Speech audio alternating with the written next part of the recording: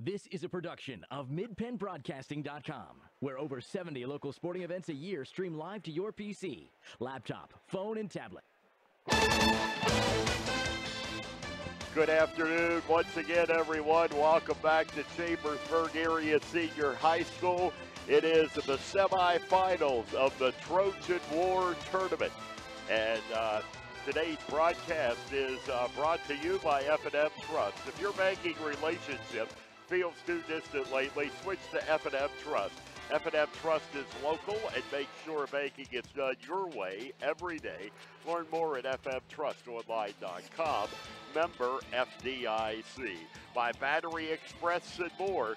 2364 Warm Springs Road, Chambersburg. The power that keeps you going.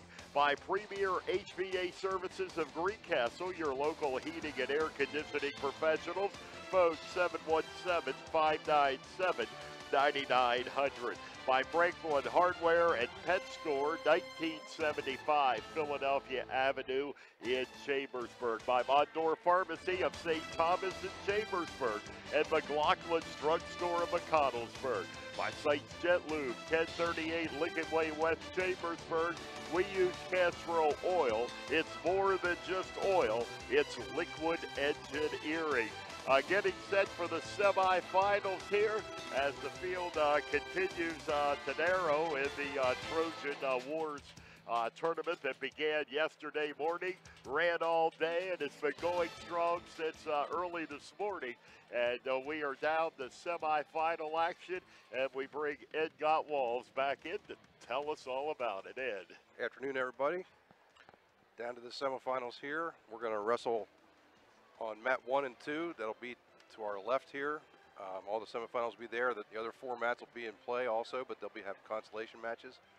So it'll make it a little bit less confusing for everybody out there, including us. We only have 2 matches to worry about now instead of 4. Going into this round of action, there are 2 teams that have five semifinals each. They are Smyrna, Delaware, and Lower Dauphin. Parkersburg, West Virginia has 4. And there's several teams with 3 each. Southern Columbia, Spring Grove, Chambersburg, the host team, Boiling Springs, and Solanco. The team standings are also very tight. Southern Columbia leads with 138.5. Boiling Springs has 133.5. Robinson, Virginia, 117. Chambersburg is in 5th with 116. And then followed by Forest Hills, 115.5. Parkersburg at 110, Shippensburg at 107, Lower Dauphin at 105.5, and Cumberland Valley is number 10 at 105. So that's not a really big point spread there between the top 10. So lots of momentum can be gained in this round, that's for sure, because you get bigger points when you get somebody into the finals. We had number one, I think, knocked off this afternoon. I just got to remember which one it was here, so bear with me. We did have several number 2s. At 285, C.J. Hasselrig of Greater Johnstown defeated Connor Fulmer of Southern Columbia. He was a number 2 seed. Actually got a pin in that one. As I'm shifting through here, bear with me.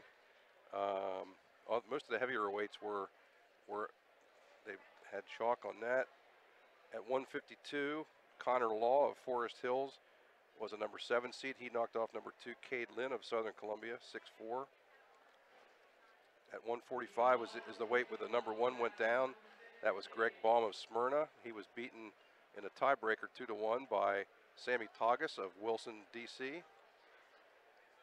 And it looks to me like all the other weights, except for, there was one here, 113 pounds, Ben Mon of Cumberland Valley. He was a 7th seed. He knocked off number 2, Jackson L. Chakachi of Smyrna. So things have gone pretty much to form so far. And we'll be back very shortly to bring in the semifinal action. And this is the F&M Trust, the Sports Network on MidPennBroadcasting.com and the SportsPage.blog. Winter is here, and Franklin Hardware and Pet Center in Chambersburg has your supplies. Snow shovels of all types, de-icer, salt, and everything that goes with winter weather conditions. Stock up now at Franklin Hardware and Pet Center, 1975 Philadelphia Avenue in Chambersburg. Open Monday through Friday, 7 to 7, and Saturday, 8 to 5. Phone 717-263-2624.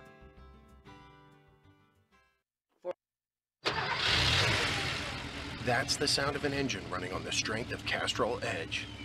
This is that same engine in the middle of a hot desert. Now in the cold of the Arctic. Now on a mountain. On a dark and stormy night. In the clouds. In a dream within a dream! We test and perfect Castrol Edge to be its strongest no matter what you put it through. Visit youtube.com/CastrolUSA to see how. Castrol Edge. It's more than just oil. It's liquid engineering. Sykes Jet Lube, 1038 Lincoln Way West, Chambersburg. No appointment necessary. Phone 717-267-0257. We use Castrol oil. It's more than just oil. It's liquid engineering. When you want banking done your way, try F&M Trust. Not only does F&M Trust have secure mobile and online banking, they have 22 community offices, all right here in South Central PA. So get banking done your way. Visit fmtrustonline.com today. Member FDIC.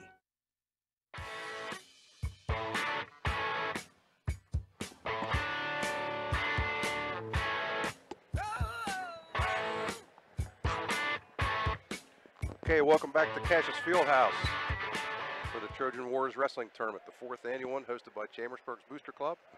They keep getting bigger and better. This one has 40 teams, lots of good out-of-state competition, lots of great Pennsylvania traditional programs that are in here. Just a really good event, and it just keeps getting better every year. We're all set for the semifinals here, joined again by Kenny Lemon. What's your thinking since you saw the quarterfinals today? You know, I just put you on the spot, I think.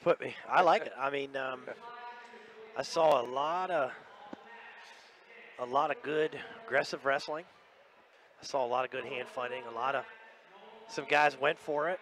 Some good scrambling. One thing I'll say from the quarterfinals, I noticed a lot of smart wrestling on the edge.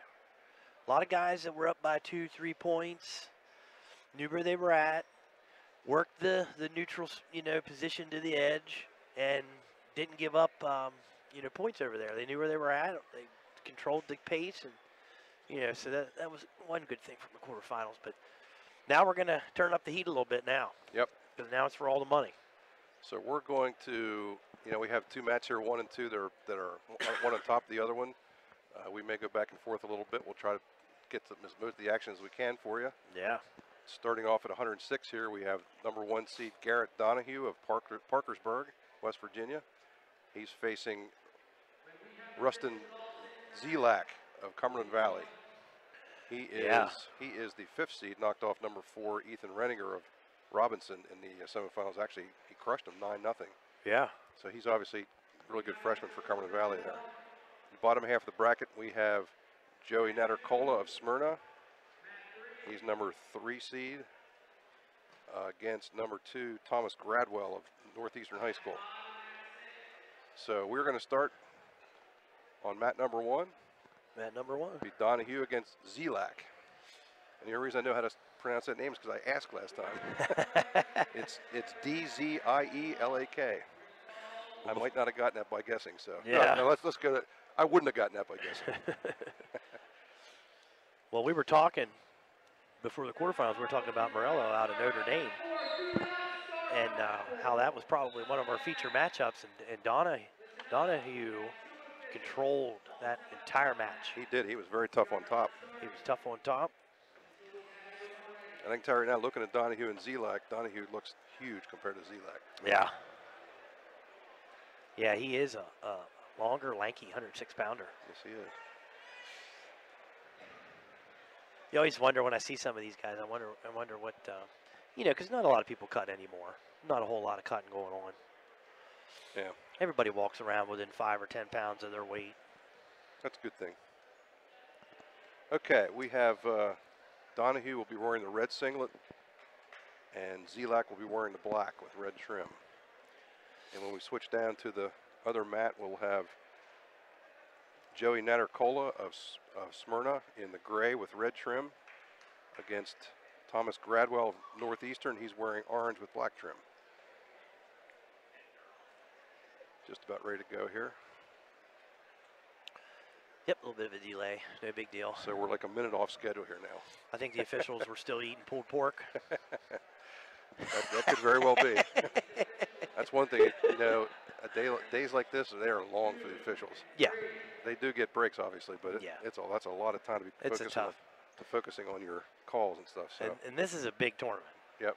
So when you come into this tournament, they're doing match after match after match. And frankly, I've only seen one match so far where there's a lot of disagreement between a coach and an official. There's been some discussions, but that was one of the semifinal matches.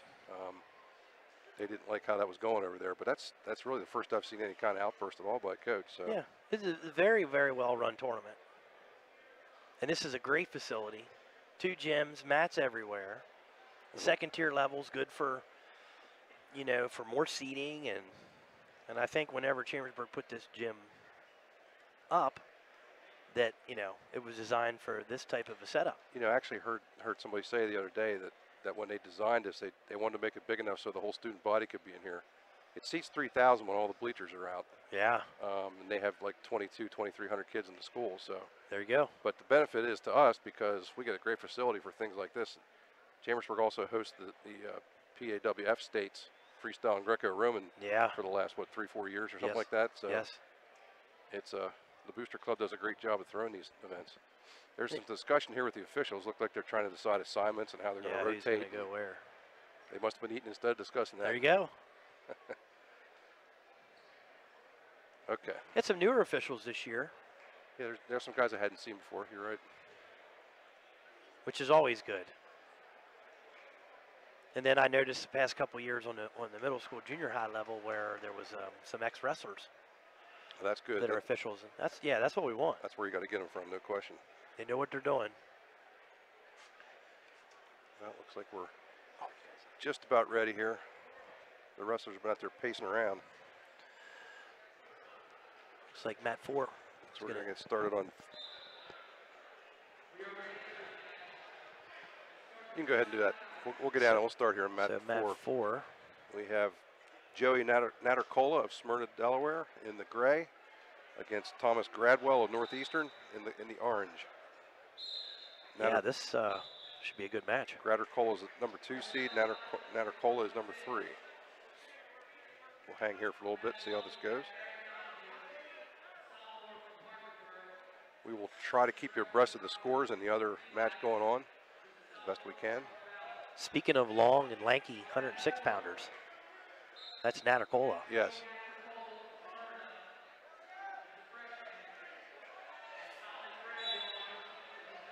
He is a freshman. That explains the 17-4 record.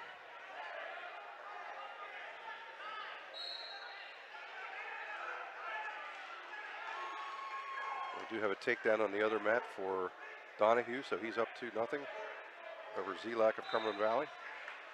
Zelak had kind of a little gator roll, and Donahue was dead to rights, and he kept his hips square and come out the back, and he got the 2.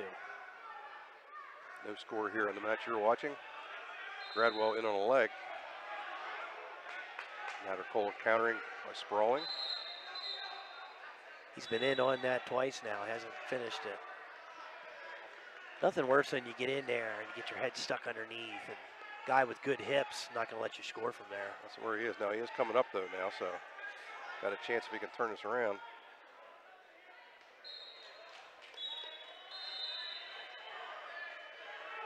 Still nothing.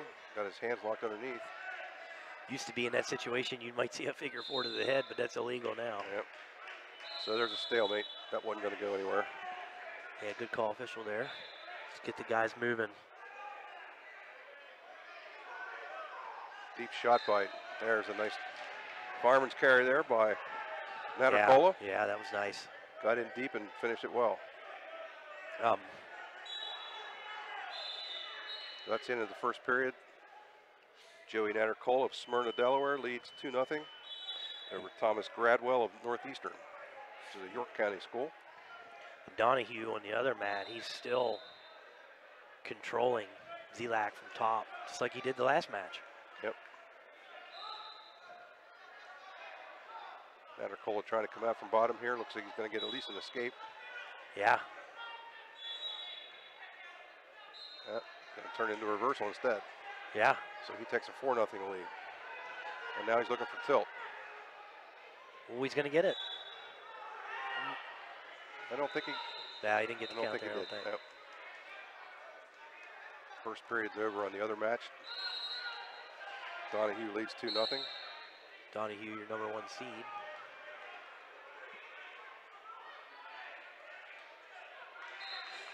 He's a tough kid, boy. He's tough on top. Yep. There's another tilt attempt by Nattercola. Looks like he still no count yet. He's very close.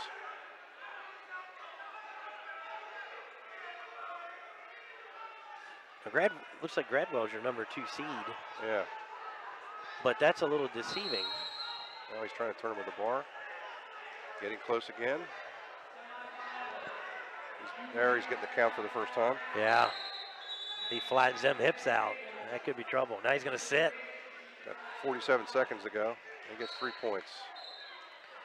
We're going to switch up to the other mat here, where Garrett Donahue of Parkersburg is leading 4-0 Yeah, he's still in control there. over Rustin Zelak of Cumberland Valley.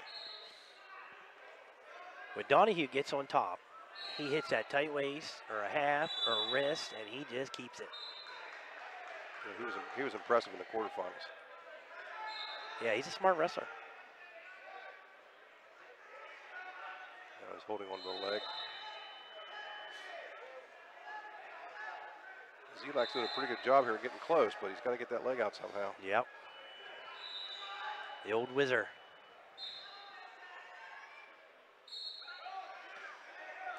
Been defending shots for years and years and years, the wizard. Yep. That's true. Nattercola picked up another set of back points, so he's up. Looks like 10-0. Yeah.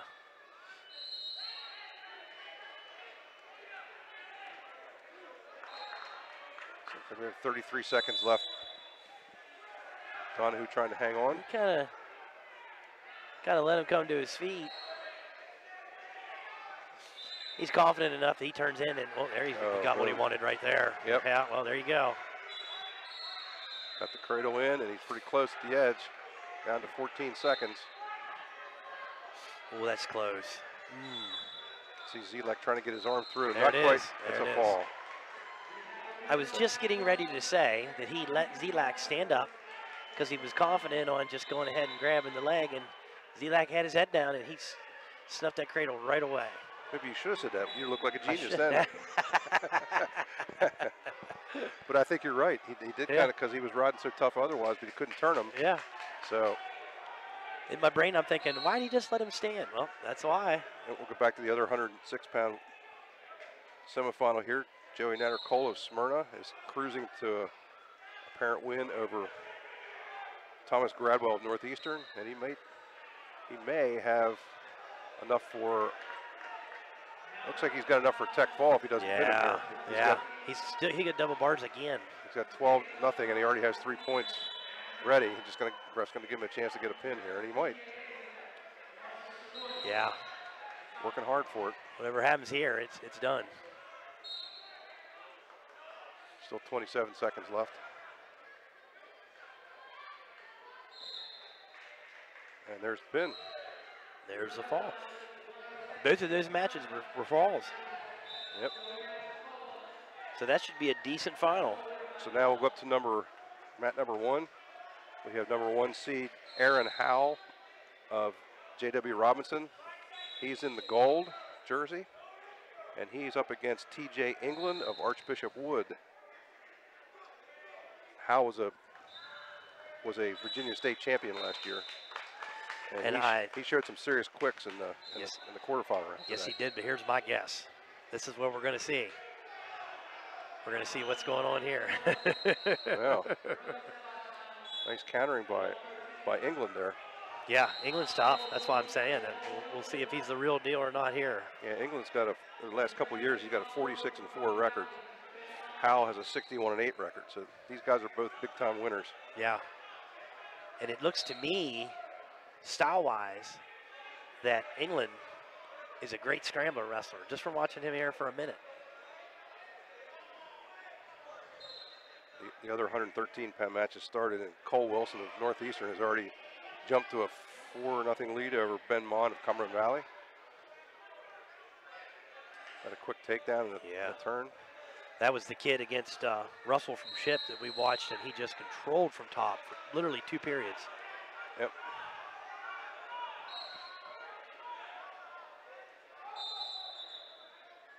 So the Howell England match is tied 3-3. Some good action going on over there. Still in the first period, 34 seconds left. How did Howell score? I kind of lost track of that. I looked away and it's 3-3. That's how quick he is. We got to watch him.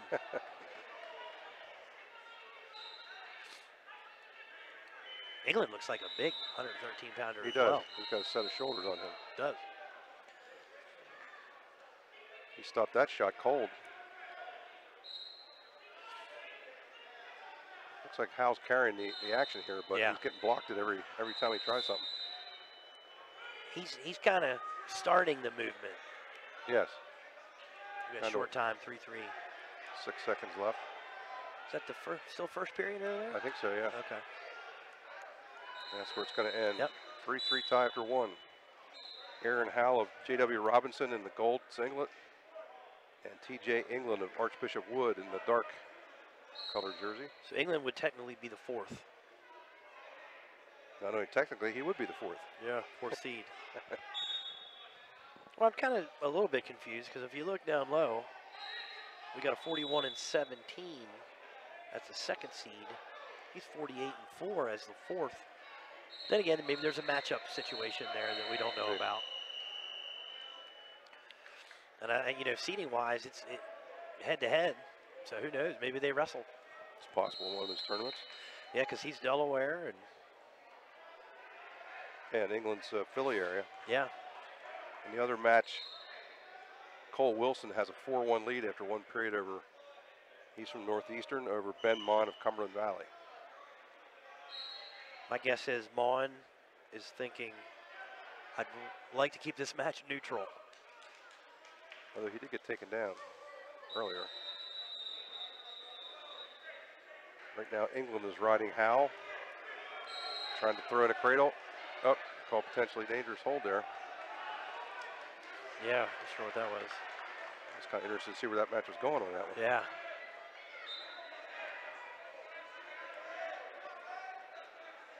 He's gone 52 seconds here of riding, so done a good job so far. Yeah.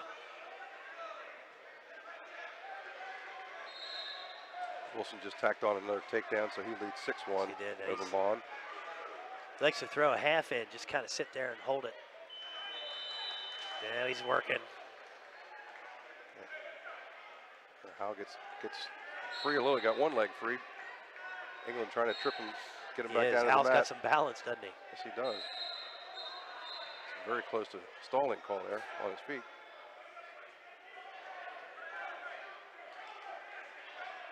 It's a good match, still 3-3. Yep. I wasn't paying attention who had the choice there. I think it was Howell. Howell. I think it was Howell. Yeah. So he needs to get out here. Yep. Down to 34 seconds. England looks like he's very strong. He's able to, doesn't have a real tight waist, but he's able to control pretty well with that. Yeah. Here, now this is where I'm wondering, so he should be clocked. Yep.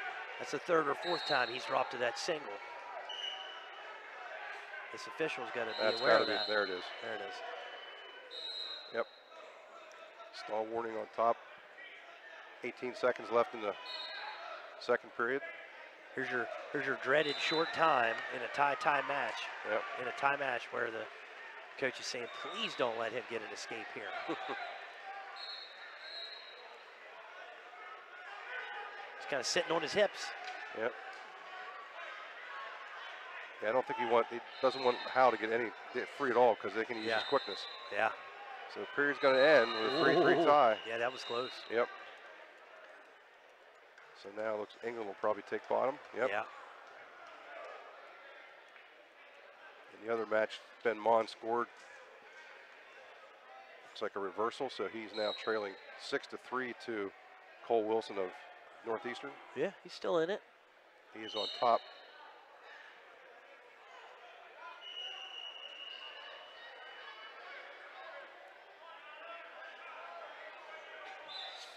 Howell's trying to ride Yeah, I don't. England over there.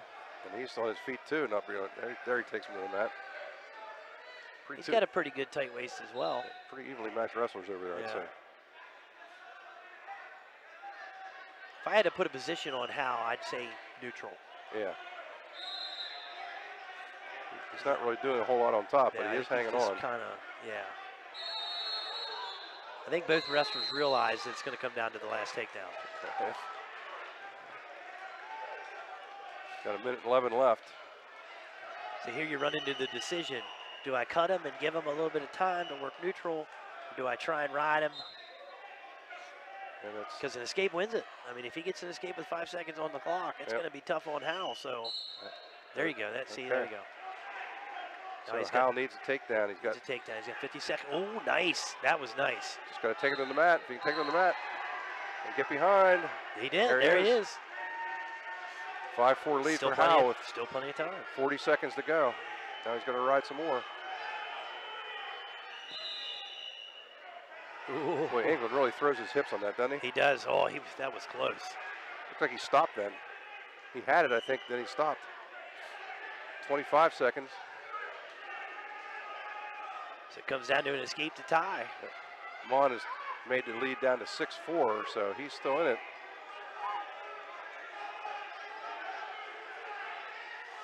Get that cross wrist. Down to 10 seconds. Hal hanging on. They're out. Yeah. Restart with 6 seconds to go. Aaron Hal leading 5-4. Comes down to 1 restart. Now we got a 6-6 score over here with. Yikes. So as soon as the Hal England match ends, we're going to flip down to the other mat. So Mon came the whole way back. Yes, he did. There's Hal on top still. Yes, I think he's going to ride that out. He There does it it. is. He does it. Little claw ride. So Aaron Howell of J.W. Robinson takes a 5-4 win over T.J. England of Archbishop Wood at 113 pounds. #1 seed into the final. So we'll go down to the lower mat here where we have a delay for blood. Looks like, if you remember, Cole Wilson had some blood problems in that match with Ramsey this afternoon, so his nose is taking a beating today. Some kids, whenever you get that thing busted open for the first time, it just happens over and over and over.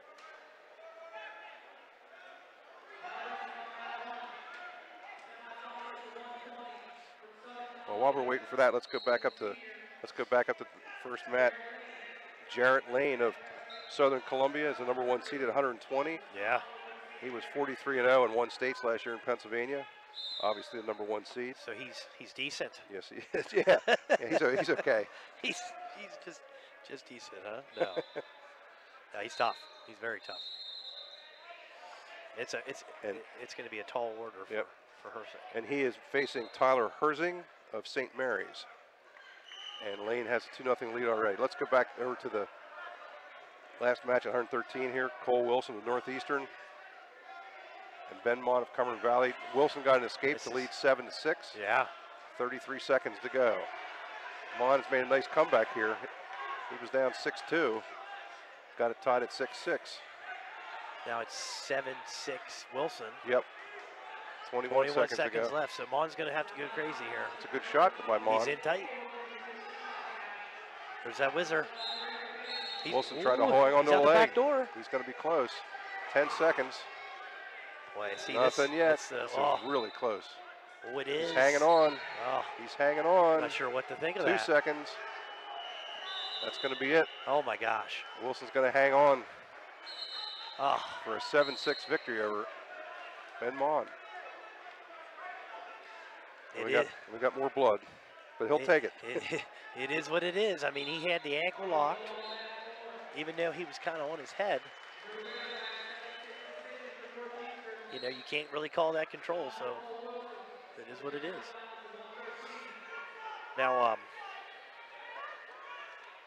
but Lane's got Herzing in trouble. He's got the grapes in now. I'm believing it's probably close. What's he calling? Honestly, not sure. Looks like he will not get back He points. called a fall. Oh. Wow. But I didn't see him hit the mat. Neither did the other wrestler. Well. All right, so Jarrett Lane moves on with a pin. Yep. probably the safest bet of the tournament. Yeah. Since he's already won 3 of these. Yeah. Yeah, now we got. So we're going to.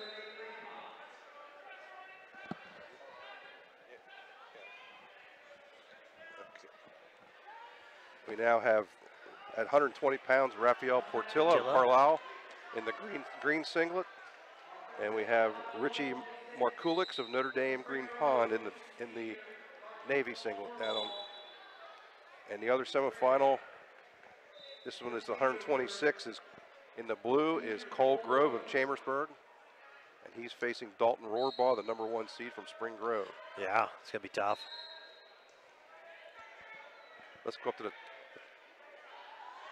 and we'll go to the top one here. So that's Cole Grove and Dalton Rohrbaugh. Grove's in pretty close, but Rohrbaugh grabs the leg. This is kind of an interesting position here. Yeah.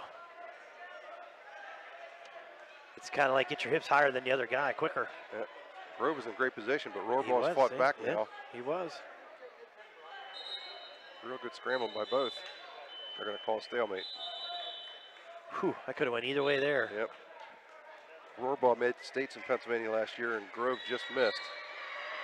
So he's looking to take it to the next level this year. He's had a pretty good start to the season.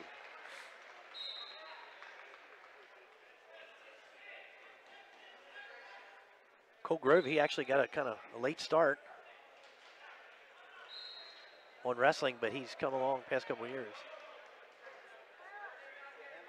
Rafael Portillo of Carlisle has taken a 2-0 lead in the 120-pound match. Yeah, there's a takedown.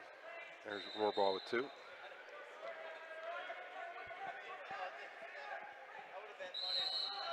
And he throws in legs, which is not surprising. Well, now he has it out.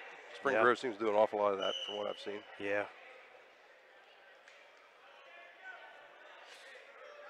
You know, the reality is, if you have a hard time on top, switching to a leg in is not a bad deal. Grove has gotten free, so it's narrowed the score to 2-1. Mm-hmm. At 120, Portilla still leads 2-0. Over Richie Markulix of Notre Dame.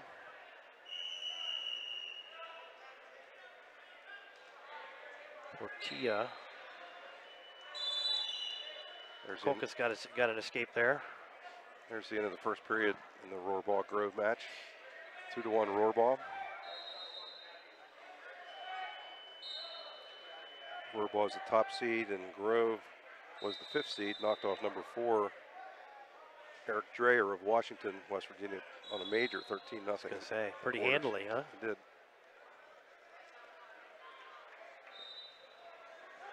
Back on her feet match, here. short time, 10 seconds in the Portilla match. Portilla?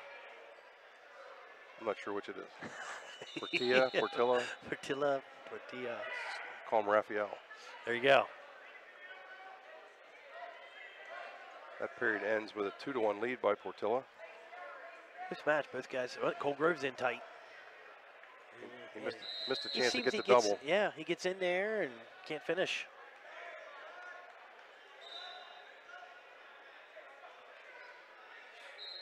Portilla starts the second on top. Rohrbaugh came out, did a scramble and came out the back door and got the takedown on what was a good shot by Grove to start with. That's the second good shot from Grove that he didn't get anything out of. Well, in fact, Rohrbaugh scored on both of them. Yeah. And there's a lot of them kids that they have the defensive style. They're not going to shoot a lot, but they're going to score some points if you shoot.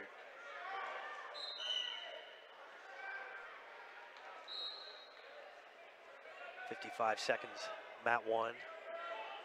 Cole Grove's down.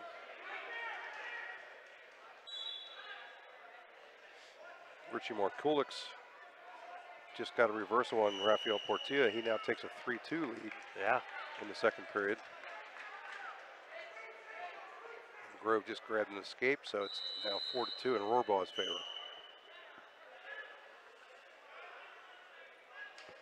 The match you're watching, Rafael Portilla of Carlisle has the green uniform.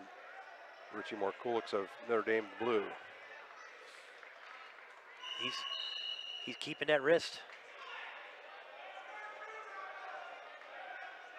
Markulix is the number 2 seed. Portilla is the number 3.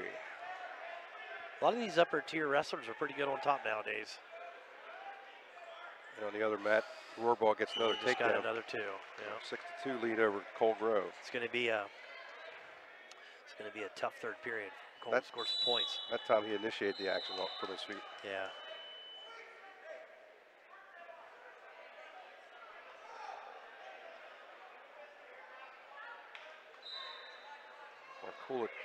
Markulix stays on top here. 32 seconds left in the second period.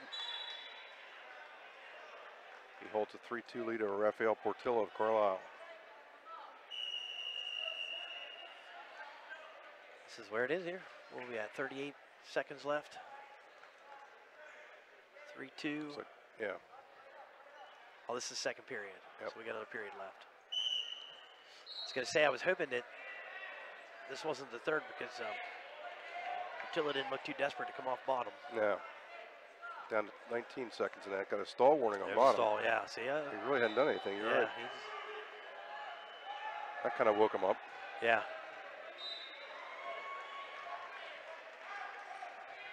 And there's something to be said for pacing yourself a little bit.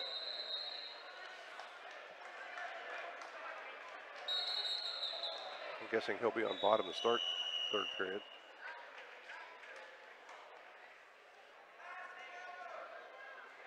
Markulkas has done a good job on top since he got that last reversal.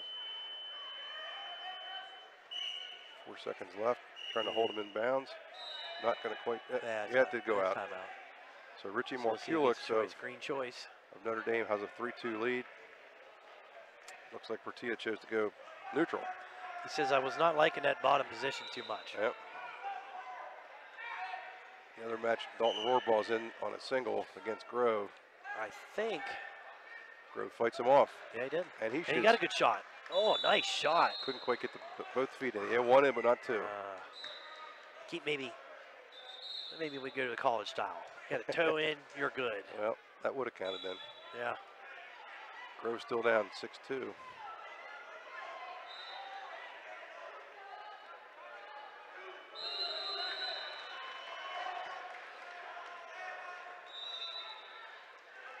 Portillo doesn't have a choice here. He's got to go. Yep. Got a minute 30 left. It looks like they're both kind of feeling each other out here. Playing old cagey right now. Yep. Rohrball got another takedown at the other match, so he's up 8-2. Plenty tough on his feet. Yeah. Got minute 18 left in the Markulix and Portillo match. Not much shooting going on here. No. I think it may be Portillo's holding his own and he's going to try and explode here. Gets down to under a minute left. I would think the desperation would kind of start peeking its head. Final score in the other match, Yeah, at 126, Dalton Rohrball wins 8-2. Yeah, I figured that was going to be tough sledding for Cole Grove.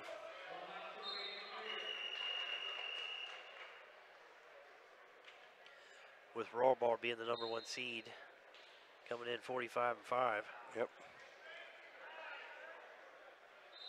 So we'll stick with the Portilla and Markulix match.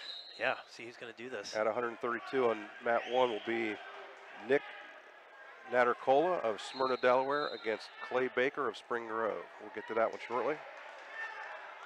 Portilla's down to... Still anybody's match, 45 seconds left. We had some better action there at the edge of the mat.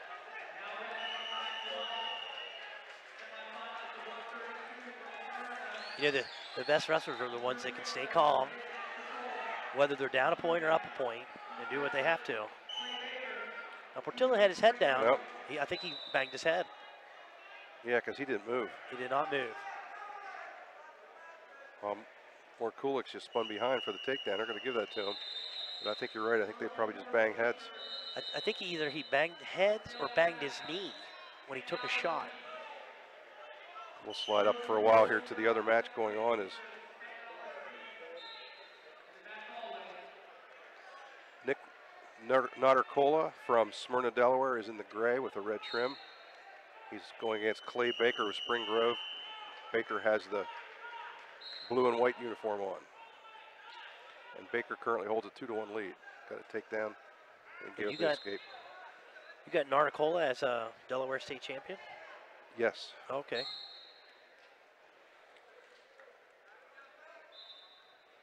Okay, we're going to take a commercial break here. We'll keep the camera on so you can watch. We'll be back in a moment. Ready.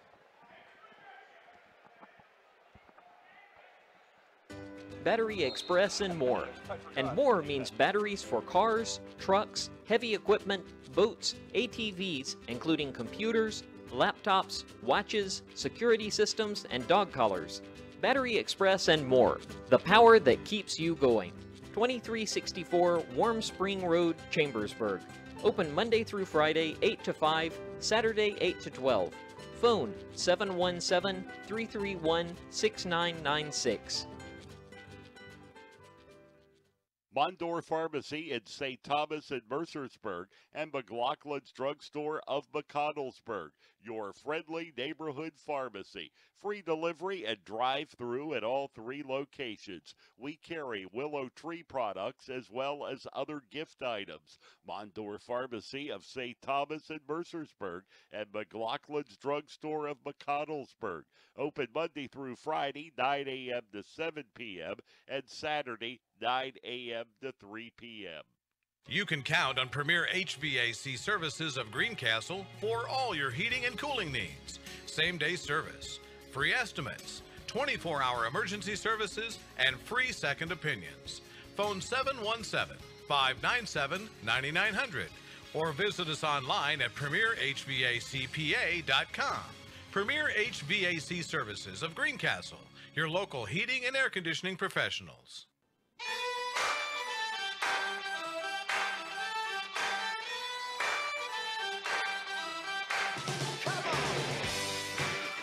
We are back at Cash's Fieldhouse, catching the very end of the Rafael Portilla of Carlisle in the green. Yeah. Versus Richie Markulix of Notre Dame. Shoot. Markulix is going to pick up a 5-4 victory. Yes, he is. Kind of a shame Portilla hit his head on either Markulix's head or his knee on a shot, and Markulix was able to spin behind for a takedown. Nothing illegal or anything, just unfortunate, but that was the big points in the match. Yeah, it was one of them things. So we'll switch back up to the other mat where we have Clay Baker of Spring Grove in the blue, doing a very nice job against Nick Narnicola, the state champion from Delaware. Baker leads 7-1 at the moment. Yeah, Baker looks tough. He's definitely taking this match to him. He took him down and got a wrist and tilted him very easily. Well, there, look at Peterson. Oh my gosh, he just hipped over and almost had him flat. It's another good kind of scramble going on over there. On the other mat now we have Ty Varndell of Cambridge Springs at 126 in a semifinal against Jeremy Hanford of Warrior Run. We will switch over that here shortly. Yeah. Baker and Narnicola over there kind of tangled up, and they called a stalemate. Yeah. That's probably a more competitive match than it seems on the scoreboard right now. When I was watching the first couple minutes of that match, Baker took him down at ease. Yep.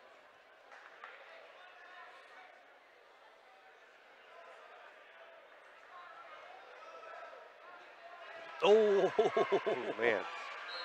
Nice. Was that a lateral drop I saw? He just lateraled him right to his back. Yep, that was Jeremy Hanford of Warrior Run. He just completed it. I wish we'd had that for you. I'm sorry. That was a tremendous move by Jeremy Hanford. Nice lateral drop to the back, and he pinned Ty Varndell of Cambridge Springs in the 126-pound semifinals. He had an underhook, and he drilled it. The other wrestler just paused for 1 second, and wham. That's all she wrote. That's what you like. That's one of the best moves I've seen in the tournament so far, Mr. Hanford. Congrats on that. Back over to get to update myself where I'm at here. So we have Nick Narnicola of Smyrna on bottom, and Clay Baker of Spring Grove on top. Baker still leads 7-1 into the third period here. Baker gets a tilt. Looks like they're giving it to him. Nope. Didn't hold it quite long enough, but he goes right back to it. There he goes. He's going to get this one. There's got to be 2 there, that's for sure.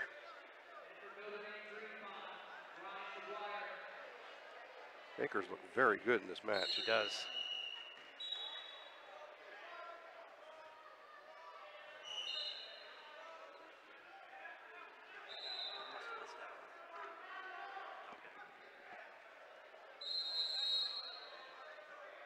There's 3 back points for Baker, so he takes a 10-1 lead now. That's a bit surprising. Commanding lead. He's looking for more. Got the arm tied up. He did have it tied up. He's going to that far arm, and he's not giving it back.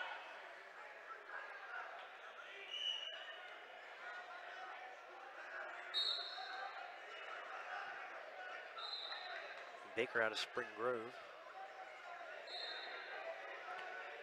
11th grader. Baker is the 4th seed. Natarcola is number 1. This weight here kind of can be anybody's weight. I think you're right. The other match going on at this weight is Bo Moeller from Parkersburg against Ryan McGuire of Notre Dame. We have no score right now. Although, well, we did have no score. We still don't have. Yep. Well, yeah, he got 2. Moeller got 2 on a little bit of a headlock action there. Both men kind of had. Easy, boys. Yeah. You might have seen them come into your screen there at the bottom. They were both had a little bit of a move after the whistle.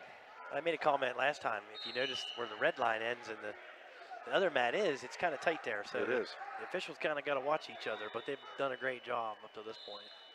Okay, let's switch over to, we'll go to the bottom here. We have Ryan McGuire of Notre Dame in the blue and Bo Moeller of Parkersburg in the red.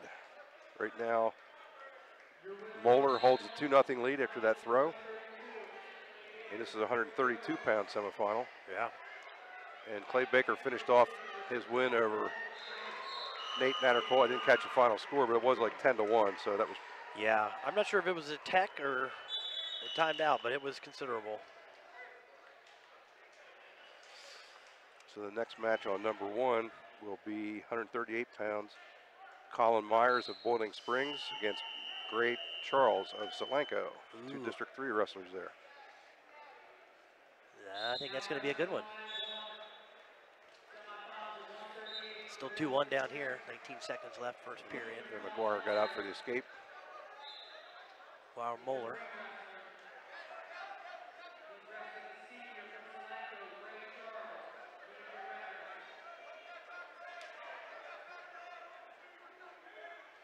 Still focused on the Moeller-McGuire. Short time into first here. We'll go to the seconds. Colin Myers of Boiling Springs picked up a takedown. Yeah, that was very nice. He's very talented. Is he where was he at in the States last year? I think he was a runner-up 2 years ago. Yeah. I think last year he was like 5th or something. Yeah. Tough bracket. I knew he was in the final. I just wasn't sure if it was last year or the year before. Yeah. Yeah, he's a junior. As a freshman, he was a runner-up. Would they have Boiling Springs at 3rd in the team race or 2nd? They were 2nd. 2nd in the team race, yeah. Yep. Just behind Southern Columbia. Oh. But only by 5 points. Oh, there you go.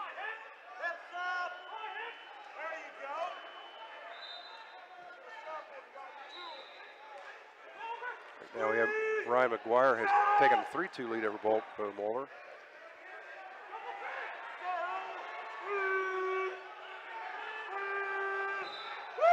I actually took my eyes away. Don't know if it was a takedown or reversal, but McGuire now has a 3-2 lead.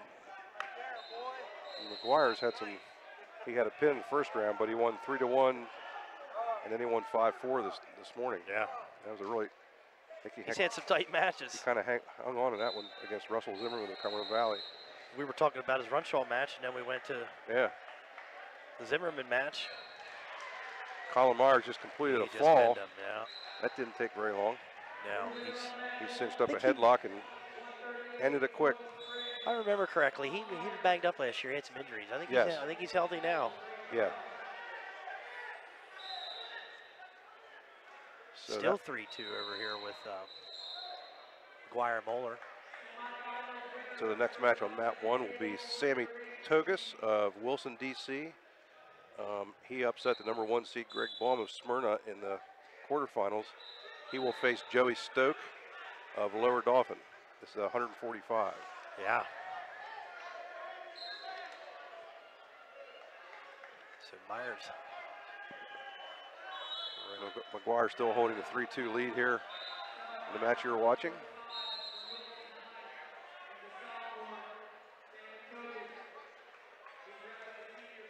He's been riding tough here. Yeah. I mean, it's not Muller's getting ridden, but it's still 3-2. Yep. And McGuire just got a stalling warning. Stall. Which I'm not 100% sure what they want McGuire to do there. I mean, he's. Yeah. I'm pretty sure he's trying to score. But you know, they say when you get parallel or whatever you want to call it, and you got to come out to the side and work some stuff. Some officials call that right away. Yep. Okay, we're going to take a break here. You can keep watching while we take a break and do some commercials. Alrighty. Except, nope, not yet. Sorry. It's all right. I like talking. Well, if you had the commercials in front of us, we could do it for you. Yeah. Still nothing over there. Joey Stoke against Sammy Togus. So we're into the final period. I think Moeller had choice. He said, I'm going to go neutral. Well, he did get a takedown, so that's probably smart. Cool. However, good shot. McGuire's in very deep, and he's going to get the 2. He's going to get the 2. He's no stranger to one-point matches. Yep. That gives McGuire a 5-2 lead. Yeah. In the other match, Joey Stoke of Lower Dauphin has taken a 2-0 lead. He's almost got a cradle. Over he Sammy does have a Togus. cradle. Yeah, he does. Let's go up to that one for a second. Oh, he broke it. Yeah, he did. So now you're watching Joey Stoke of Lower Dauphin on top in the blue and white. Sammy Togus of Wilson, D.C. is on the bottom in the gray with green trim. Stoke just nearly cinched up a cradle, but couldn't hold it. He leads 2-0, and it's still in the first period. Or no, excuse me, I think they went to the second period. Oh, do I have that wrong? I don't know. Maybe, no, we're ahead. No. We're ahead on weights. Yeah. There's another Lower Dauphin behind. wrestler to make sure we had the right kid. So they skipped. What did they do? Skip because the 2 Lower Dauphin guys? Yeah, they have the number 1s all going on. Okay. Yeah, I gotcha. So the number 1 is at 145, and we're still at 132 on mat 4. It's extremely easy to confuse me. We just hope we're not confusing everybody out there. If we are, sorry. Yeah.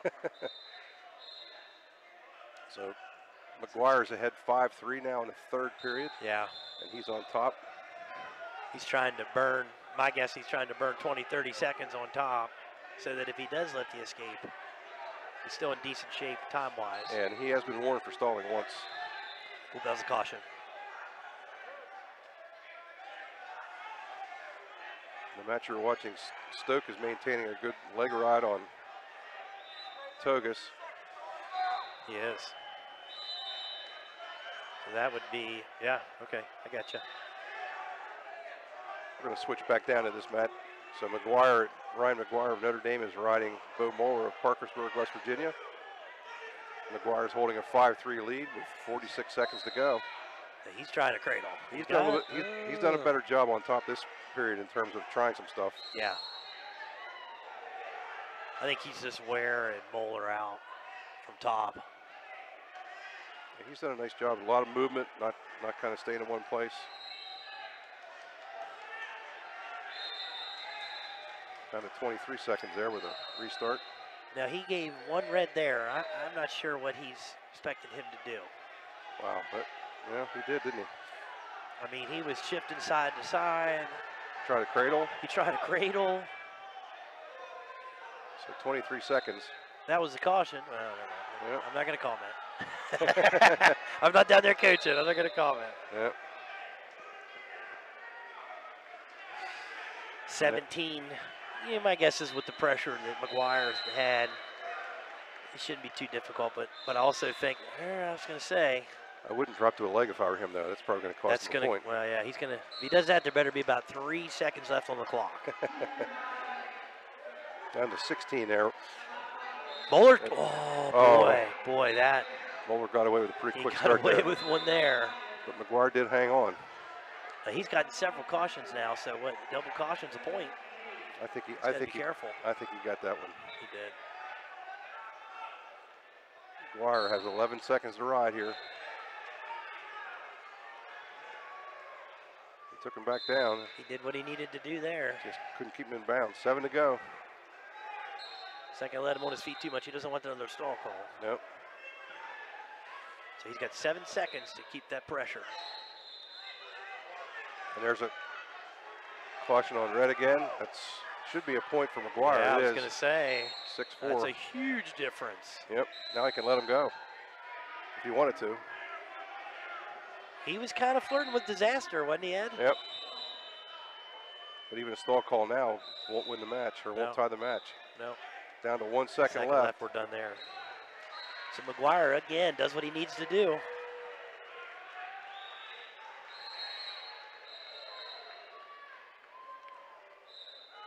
And there's the 6-4 or 7-4 final for McGuire. Ryan McGuire of Notre Dame, that's at 132. Good match. Yeah, that was a good match. Now we go back up top to the, and we have to make sure we get the right. Togus and of Wilson is on top in the gray, and Joey Stoke of Lower Dauphin is, oh, now he just gave him a point. He gave a point. Now, I'll tell you this, I thought when the way that match started, I thought Stoke was going to handle that, and here we are. Yep. Togus had, in the quarterfinals today, knocked off number 1 seed Greg Baum of Smyrna in a tiebreaker, 2-1. Oh, there's a good, that's a nice penetration. Yep. So Stoke now takes a 5-1 lead. And in the other match down below, Stoke's teammate TJ Elhodge at 138 pounds is the 3rd seed, taking on number 2 John Martin Best of Parkersburg. So you think it's you think it's a fluke that Lower Dauphin has 2 of their better kids back to back? No. Who's your partner in the room? Right there, all day long. Yep. And it's amazing how when you have one kid like that, if he's a good kid, he's a good teammate, he brings along 2-3 other kids just from working with him every day. Yep, you're right. John Martin Best has taken a 4-1 lead with 2 quick takedowns over Elhodge. Yeah. Elhodge tried to throw and was not successful at all. Gave up 2 points. I see the Parkersburg kids have that black tape on their arms. Yeah. I'm not sure what that's all about, but that's must work for them. Isn't that like is it compression tape? Something like that, yeah. And we have Joey Stoke trying to get some back points. He's trying to pull Togus back, but he's in that good position, and now he loses the reversal. So Togus draws within 5-3. I know in the old days, if you came into a match with something taped up, that's what we were going to go after. Oh, it never happens.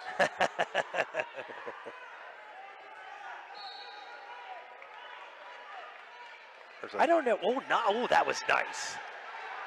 I have not seen that in a while. Elhodge, what do you call that thing anyway? I just saw the little bit of it there, but Elhodge got a takedown and tied the match 4-4.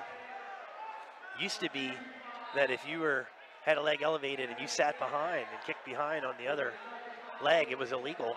But he didn't do that. He used his hand on the knee socket and dropped him right on his back. We're going to take a quick break here while you follow the action. We'll be right back. Okey-doke.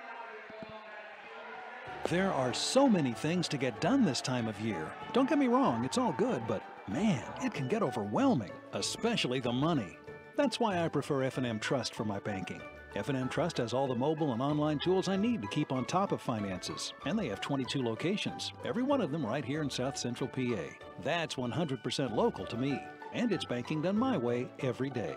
If this sounds like a great bank to you, learn more now at fmtrustonline.com. Member FDIC. Football fans love two things: supporting their team and the Ford F-150 at Keystone Ford. Eagles fans love its best-in-class payload. Baltimore Raven fans like the F-150's efficiency with best-in-class gas mileage. And Washington fans, well, they love the Keystone Ford price. Steelers fans like defense and the F-150's 5-star crash test rating. Regardless of your team, we've got your truck. We're Keystone Ford, a dealer for you, the people.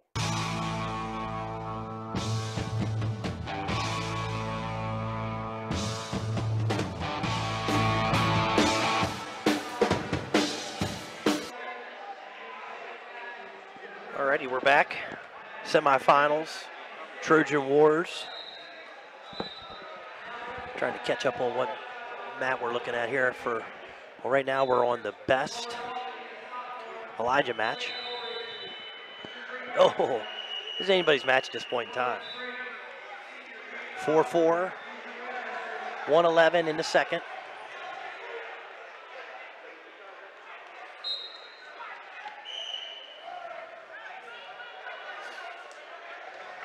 Now best from Parkland, West Virginia. Elijah from Lower Dolphin. Best tight, tight single. Oh, who's coming up? Oh, we got it. That's the second time he's got that. He's getting back points now. Best is a good defensive, Elijah is a good defensive wrestler.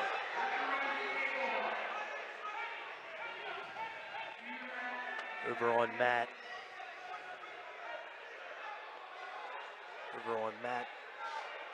Yuri and Carper. Well, Matt won right now. We got Carper from Boiling Springs. Ray from Lower Dolphin. 2-0 match. Lower Dolphin in the lead.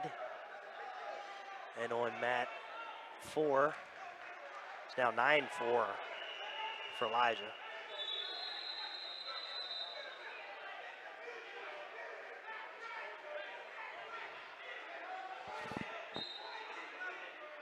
It looks like it is going to the third with 9-4. Elijah Lower Dolphin is in the lead. We got blood time.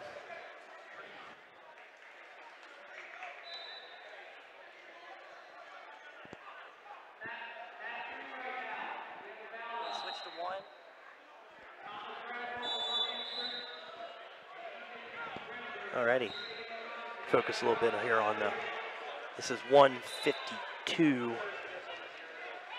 Yeah, it's spot number 633. Carper's from Boiling Springs.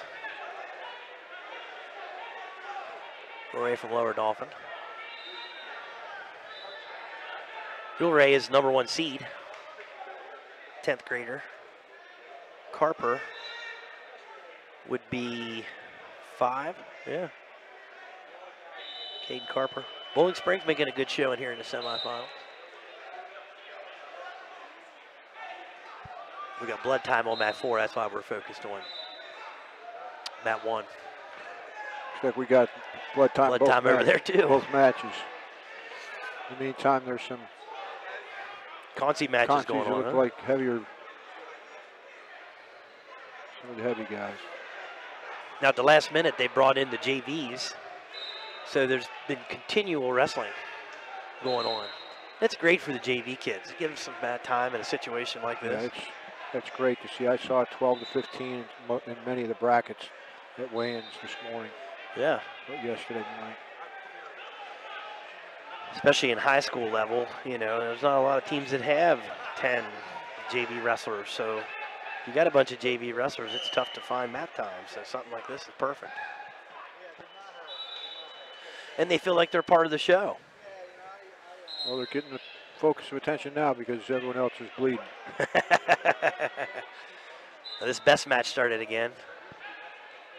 Now, Elijah seems like he's extremely squirrely.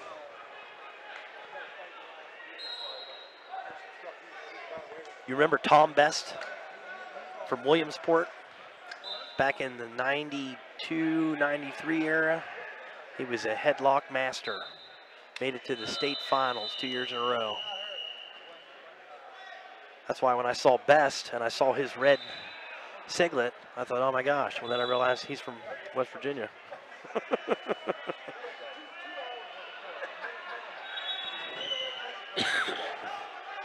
End of the first period on mat 1. That's the Carper Rolleray match. Lower Dolphin wrestler is in the lead. 2 Lower Dolphin guys on here right now. So that's 3 weights in a row where we've had a Lower Dolphin wrestler in semifinals. I was just telling Ed that good kids bring along other good kids.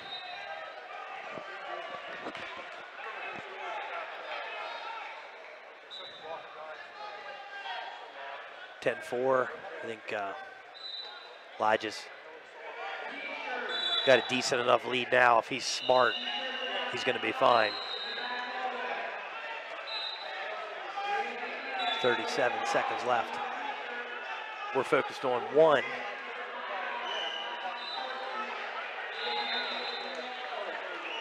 Harper didn't have much pressure there. I came right up. 25 in a second.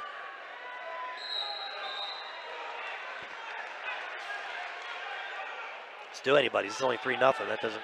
You can score very quickly. Lower Dolphin. There you go, 2. Take down. Yeah. He's tough. I've been watching him today. He's tough.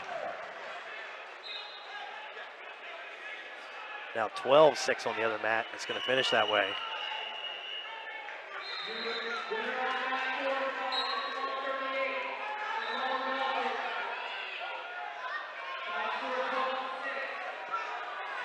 El Haj from Lower Dolphin. They're scrambling. Goes to the final.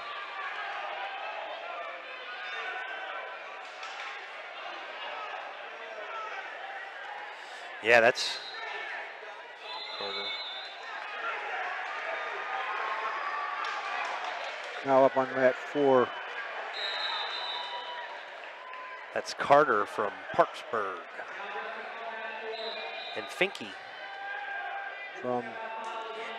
Finke is from, well, he came from way up. It's GS. Garden Spot. Garden Spot, there you go. Garden Spot. And this, Spartans. I was impressed with this Carter. Him and Tate Nichter had a kind of a freestyle match wide going open. on. It was wide open. Looks like we might have the same thing. Not a lot of defense in that match. Yeah. Camera's still on the Boiling Springs Lower Dolphin match. 5-0. Third period, 2 minutes left. It's only 5-0, but Rolleray has pretty much controlled the tempo of the entire match.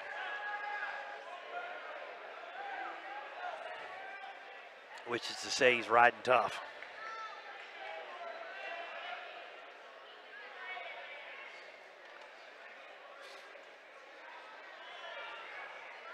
Getting through these semis today. Finals start at 6.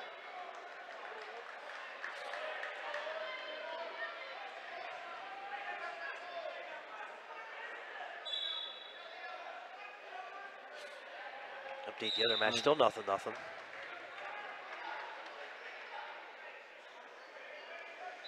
Oh, out. Gonna get some back. He's going to get some back points here. And this Parkersburg wrestler is more than in trouble. He's done. Yeah. I think he put him right to his back. Yeah, I didn't expect that. Middle of a scramble right in front of his coaches. Yeah, I did not expect that. That's your number 2 seed. That's why. From Garden Spot, we said? Yeah. Yeah, I think he's from Garden Spot. He's kind of unassuming. He comes in 29-11. Here he is in the final.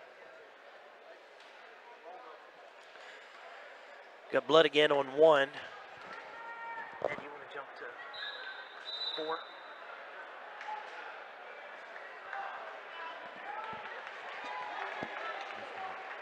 Jump to 4. We got blood on 1.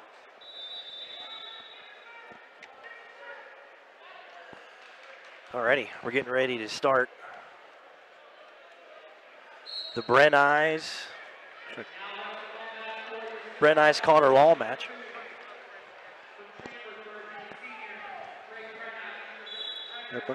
Drake Bernice from Chambersburg, Connor Law from Forest Hills. Both seniors. Yeah. I believe that Drake Bernice is the only starter for Chambersburg that's a senior. Yeah. They got a young team.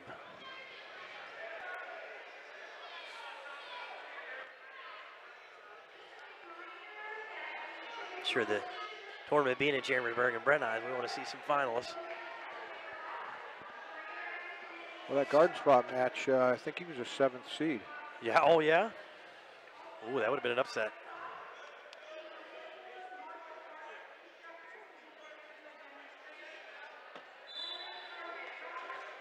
Bernice, takedown for Bernice.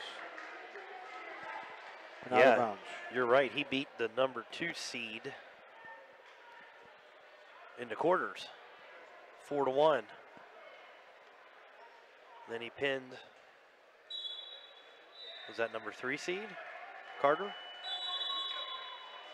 Yeah.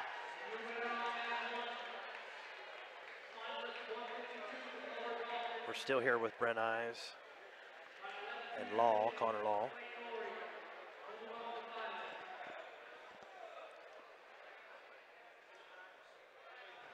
Number 1, Matt number 1. I think a lot of the Chambersburg wrestlers are a lot better than one might think from looking at their records, because they go to so many Oh, the Beast, top Beast level and geez. competition. So Carper was a victory there from Bowling Springs. Wait a minute. No. That was Earl Ray. We're still in Brent Eyes Law match. Oh, and now it's 2-1. Bernice gave up an escape.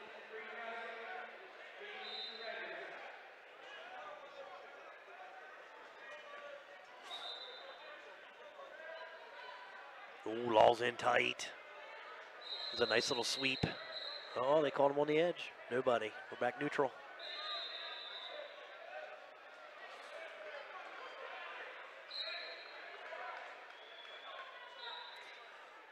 On mat 1. Looks Who like is that? Solanco.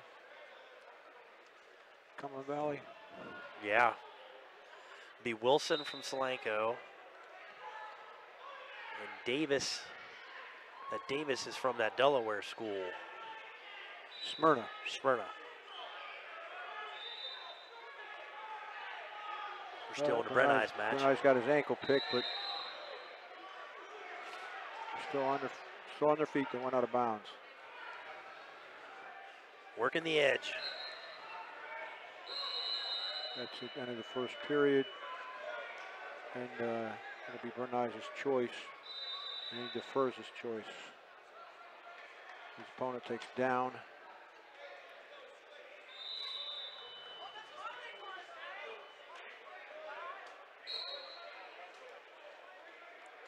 Quick stand up. Brent Eyes let him go. At 2-2. 2-2.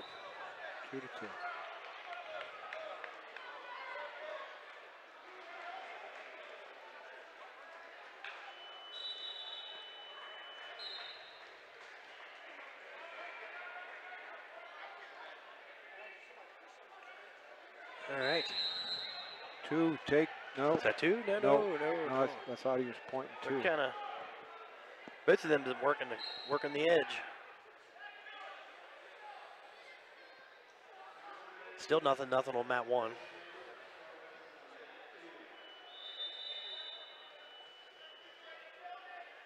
Brent Eyes seems to be prone to that ankle pick. Yeah, he got lucky so far. Hasn't given up any points on it, but Oh, there he gets his own. Nice finish. There it is. Yep, that's 2. Our man's in a kind of a parterre doing nothing. Top man isn't forcing the issue. Yeah. Probably give him a little bit there and then start looking for maybe Officials asking for action. Ooh. Straighten that arm.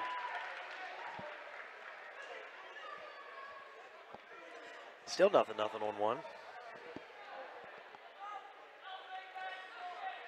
There's 30 seconds remaining in the second period. Got a warning on the top. Whistle for a warning on the top man. Yeah, it was on Brent Eyes. He never really moved out of a directly behind position. That could have technically gone either way, but both guys kind of just like biding some time. Oh! Got one count, but not. No points. Oh, he's trying that tilt. He's trying it hard. Well, the next. He's trying to work for points, so that will probably work to his advantage if he keeps working, keeps the pressure on. And here we go, going to the third. Score is 2-2. 4-2, Brent Eyes. 4-2. Yeah. Remember that last takedown there? Yeah. Brent Eyes just got to be smart.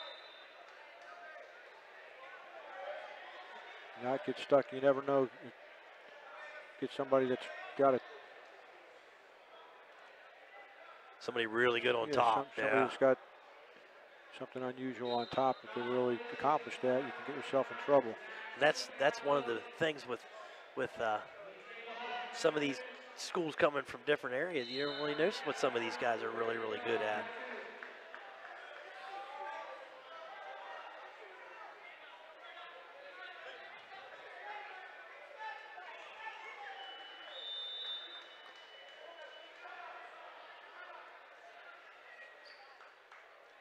Still on mat 1 is Wilson Davis. Still nothing. Gonna stalemate that work. Rise needs to not get caught under there. Yeah. Just get out. Explode off that first move. How about it? He's already got a caution, so he's got to move there. Yeah, he's coming up. Coming up to get now points. There's okay. That he was up again before he put the leg in. Yeah, that happens But again. if he puts the leg in and Bernice stands up, then they'll wait on that end. Give it not let him do it a second time. See, I was going to say. Gave him the green caution. That's what I recall from that rule when it was introduced back when I was officiating. Yeah. He's up to his feet there. Okay, Lowell says, all right, I had enough of that. Okay. It's 5-2. Nope, we're neutral. We're neutral. 52 seconds. The other match, Wilson now is taking a 3-0 lead. Slanko. The way this works is mat 1 is all your top half of the bracket. Mat 4 is your bottom half of the bracket.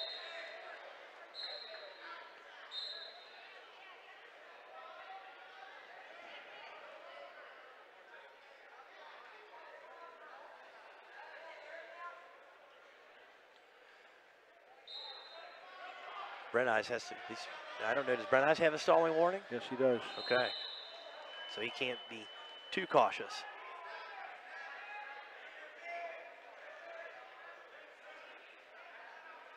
He can give up a takedown now, and he's still fine. So he's probably got that one. Yep, 6 seconds, short time neutral. Still 3-0 on the other mat. Mat 1. Looks like Wilson's going to take a.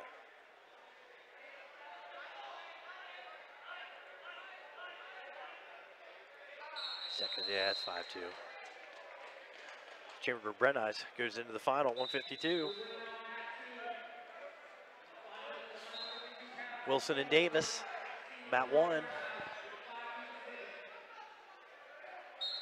do you want to jump to mat 1.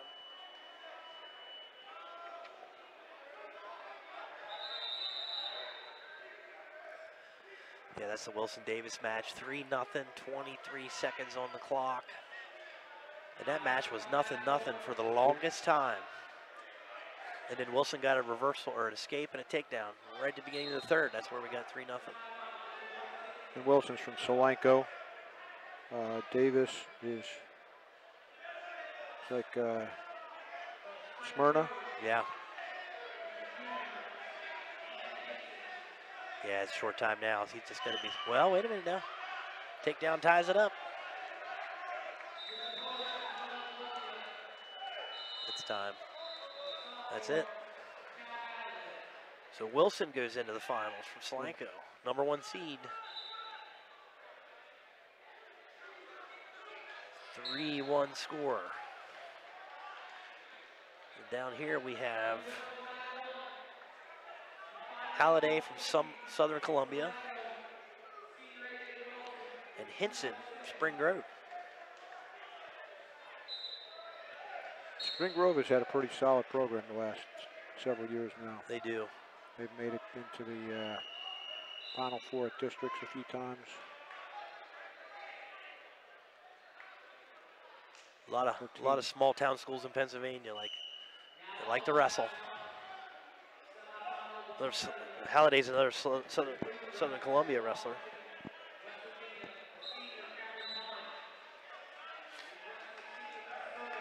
He's in tight. Nope, never finished. Oh, oh no! He got caught there. That's trouble. Oh. He relaxed his hips for a minute. And Two near fall. yeah. Going 4-1. So my guess is Hinson's angry. There's 2.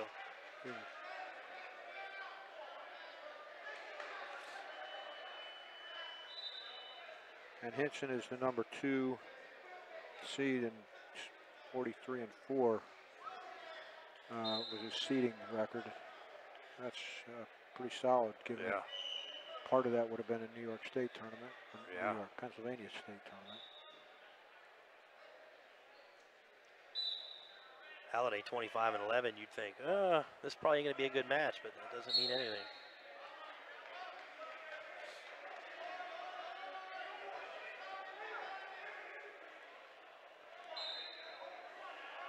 Hinson's got that wrist control, trying to put that head pressure. Hard for a man to come up if he can't even raise his head.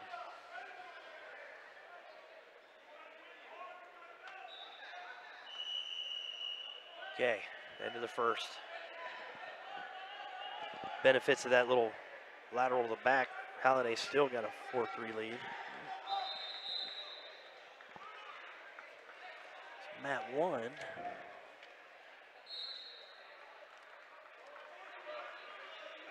Is now Cameron Pine and Dakota Kerr, another Delaware boy. Now Cameron Pine is a 2-time Trojan Awards champion and a West Virginia state champion.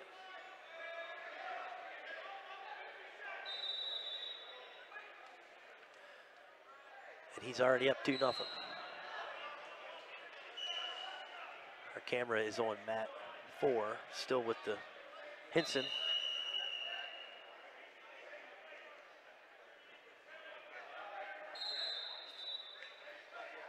You'll see Hinson's a smart wrestler. He might have got caught on his back and gave up some points he wasn't expecting, but he's not going to do, probably not going to get him with that again. 5-3 now. Halliday got an escape.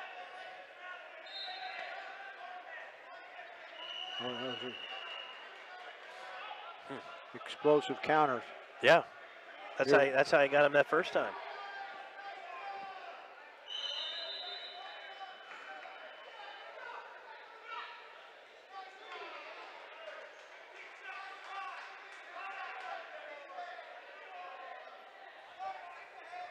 Both guys got a collar tie situation. Good thing is they're forehead to forehead, not getting stuck ear to ear. You know, I've seen that the wrestlers from Southern Columbia always seem to be in good position, especially head. Have that head up, using the forehead to block. They say head, was it Head, hands. head, hands, and feet. Southern Columbia is a well-coached team. They gave a stall. Not sure. Warning on green. Yeah, warning on green. Okay. Henson. He's the one that has to score. Yeah. I'm a little surprised at that. Yeah, I kind of thought maybe they would hit red there before they would hit green, but Henson's going after him. 2 here at the end of this second period would help his cause a lot. He's got 30 seconds to work. He's pretty deep on the leg. Oh my goodness gracious. There's a scramble. Is he going to turn? Oh, there's a throw. That's your number 1 seed. It's on his back. Yes, and he got pinned. That's a 2-time that's a West Virginia State champion. West Virginia State champion, actually 2-time. Oh, just got 2-time pinned. defending Trojan Award wrestler. Oh my, that happens.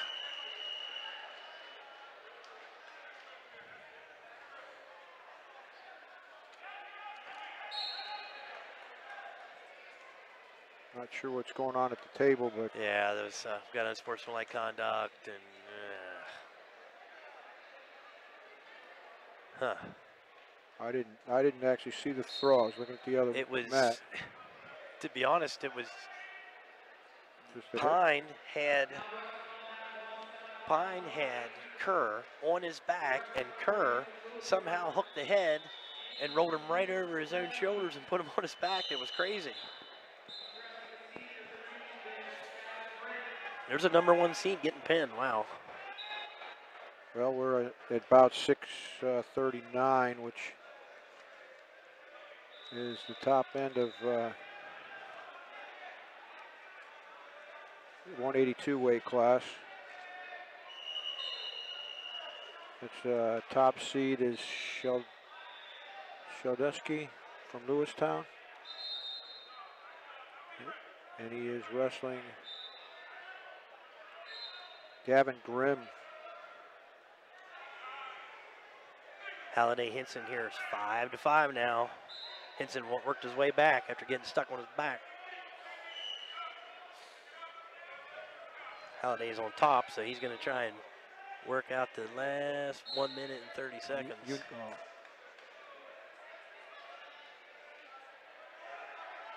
The wrestler is Unionville, who's wrestling the top seed Lewistown. It doesn't look like the wrestler from Unionville was. It looks like a 5th seed.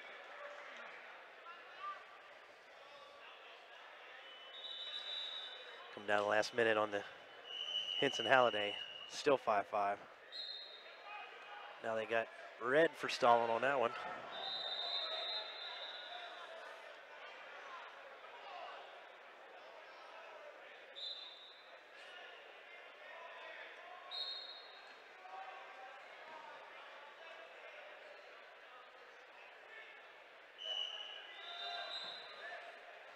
Henson comes to his feet, gets elevated back.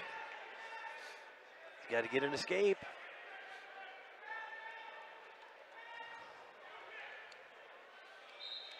Halliday's doing a good job. He's got pressure. Looks for a second. Henson's coming out, and he doesn't. He covers the hips. There, he should get one there. He may. He's going to have to separate those. He got that front headlock, and my guess is he'll try to pull him out of bounds. Yeah, he knows where he's at.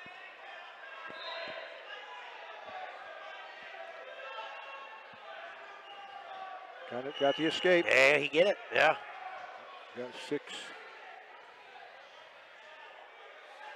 Means Halliday has 19 6 for seconds. green, 5 for red on their feet. There's 15 seconds remaining. Now here's where the one stall call kind of comes into play.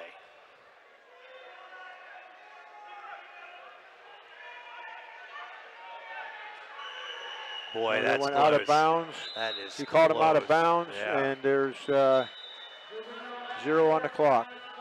So your number 2 seed from Spring Grove goes into the final.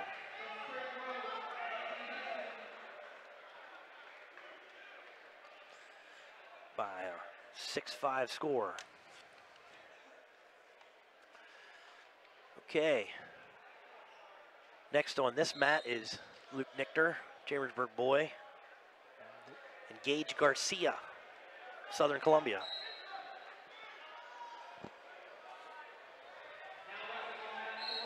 Was Garcia, extremely tough. Oh, excuse me. All right, it's Ed back in here for the Luke Nichter Gage Garcia match. A couple things I know about this one from talking to Nichter's dad. There was a tournament somewhere when they were like 12 years old. I think it was a state, one of the state youth tournaments. They were supposed to meet in the final, and Garcia decided not to wrestle, which there were some questions about why he didn't and so forth. So it's this rematch, sort of rematch, has been a That long sounds time like coming. a dad story. Yeah, but I also want to say Garcia, if you were watching PIAA football finals at all, Southern Columbia has a monster football team. They won the Class AA title easily. He is a monster. Was he a running back? He's a running back, There you go. linebacker, and he was just awesome. He's going D1 football for sure. He's only a sophomore, but he's built. Oh, yeah. He's crazy built. Okay. So Luke's got his work cut out for him here, no He is question. only a sophomore. 26-3. Yep, sophomore against sophomore. You got to love them athletic kids. Tell all the time, man, get your football team to wrestle. Yep. Garcia gets in on an ankle there and pulls Luke up. Well, he's Nichter's nothing fighting. yet. Oh. Nichter's fighting. He's still in bad position now. He is. Very bad position. He's got to get that ankle out of there. Yep, he got can't. two. Yep. I think there might be a strength issue here in this match. Well, Garcia looks like he's well, and got I the would upper say hand there. Nichter probably could get down to yes. 60. Yes, he could. He will eventually. Garcia couldn't quite get the turn there for the 2. No. But Nichter's going to need to get out here. And, well, he's only got 1 second left. So You that's weren't it. in. You weren't in on that match. Did you see that Pine Kerr match? I just saw the end of it. Yeah. Oh my gosh. What was the score before the pin? You know. It was Pine was up either 4 or 3-0,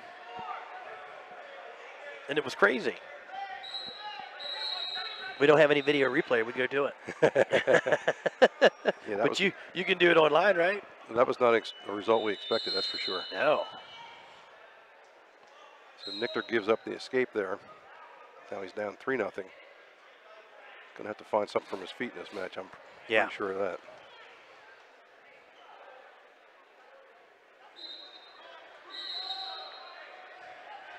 Yeah, Garcia is a thicker young man. Mm-hmm.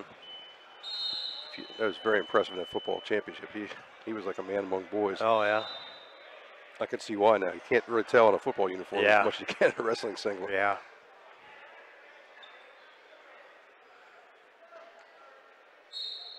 He moves well. He does, and Nichter's not been able to get in deep on anything so far. He really hasn't shot much either, but Garcia's kind of controlling the pace here, I would say. Yeah. On mat 1 is... That's Andrew Shedleski of Lewisburg. Okay, yeah. At 182 pounds, he's got an 8-2 lead over He's Gavin Grimm of Unionville. He's getting more right now. Getting ready to. He is tough. I think he's one of the favorites for states this year, I believe, in AA. Oh, yeah. Yep.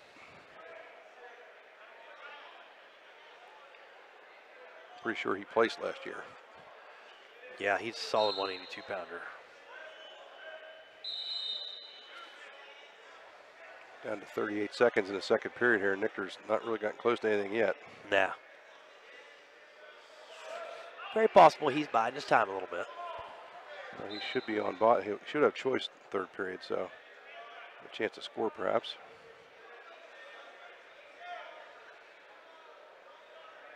Oh, there was a nice little shrug.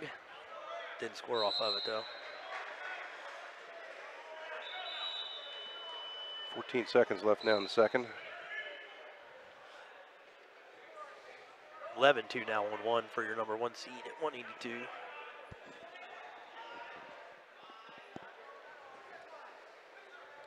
Short time, that one's about done.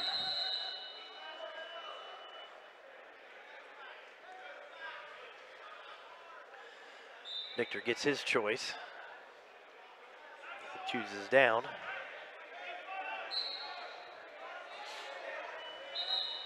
Oh, he's out. Yeah, he's out right away. Now that says third. Is it third, Ed, or is it second period? It's third. So he's going to have to find a way to get a takedown yeah, he here. needs a takedown. Now, Luke, pretty tough on top. But he's got to get there. You got to get there. That's the problem. That's like if you know a kid's a super cradle kid, well, you can't cradle anybody from bottom. Sometimes. Yeah. But it's got to be a weird thing. You know, now with a cradle kid, it's his choice. You can put him on top. Yep. I see a lot more of that nowadays. Kids taking top. They just like the top position. Yep. And Nick's really working the edge here. He's got a. I think he's just trying to hope to get a kind of a. Maybe a one-move match here or something. Yeah, get Garcia sleeping for a sec. Not a whole lot of shots going on here. Yeah, and the problem is I don't think Garcia's going to be sleeping anytime soon. No. There's Nichter tried a shot that time, but denied.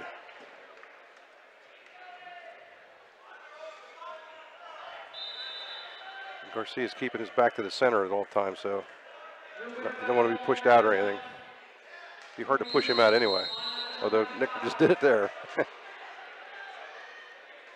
Oh, okay, I see what happened. I got totally confused. The Woos kid from Smyrna. Smyrna? Yep. Garcia's in Number deep. 1 seed just pinned. Okay. Took about 10 seconds. Garcia's in on a deep single. Nichter's in big trouble Nichter's here. in trouble here. With 10 seconds left, this is trouble. Well, he's good. See, Garcia knows what's going on. He's not going to even pull his head up. It is what it is. 3-1 win for Garcia. Yeah. Garcia's a real deal. Nichter didn't hang his head about that. Okay, we're going to take a break now. You're going to be watching the. Hang on a second here. The 220-pound match between Cole Forrester of Shippensburg in the maroon, and oh yeah, that's a good one. Hunter Moyer of Smyrna, Delaware in the gray. We'll be right back. Winter is here, and Franklin Hardware and Pet Center in Chambersburg has your supplies. Snow shovels of all types, de-icer, salt, and everything that goes with winter weather conditions. Stock up now at Franklin Hardware and Pet Center, 1975 Philadelphia Avenue in Chambersburg. Open Monday through Friday, 7 to 7, and Saturday, 8 to 5. Phone 717-263-2624. This is the sound of a car engine. Hidden within is damaging surface wear, up to 75% of which happens during warm-up. But new Castrol GTX Magnatec has intelligent molecules that cling, providing an extra layer of protection from the start. Listen to your engine with new Castrol GTX Magnatec. Instant protection from the moment you start. Sound of surface wear dramatized. As tested in the Industry Sequence 4A wear test. Sites Jet Lube, 1038 Lincoln Way West, Chambersburg. No appointment necessary. Phone 717-267-0257. We use Castrol oil. It's more than just oil, it's liquid engineering. Ladies and gentlemen, let's get ready to rumble!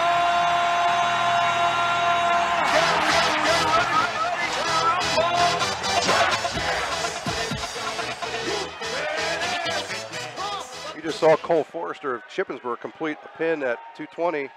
Semifinals here to Trojan Wars. Cole moves into the finals. He was the #1 seed, and that's what good #1 seeds do. They take care of their business. That's right. He made that look pretty easy. He did. I thought for a minute it was going to be a pretty good scrap. Well, you were wrong in that case. I was wrong, and it happens. That's my wife. So now we'll go down here to mat 4, and we'll pick up the match between Jace Bradbury of Washington. He is in the gray with the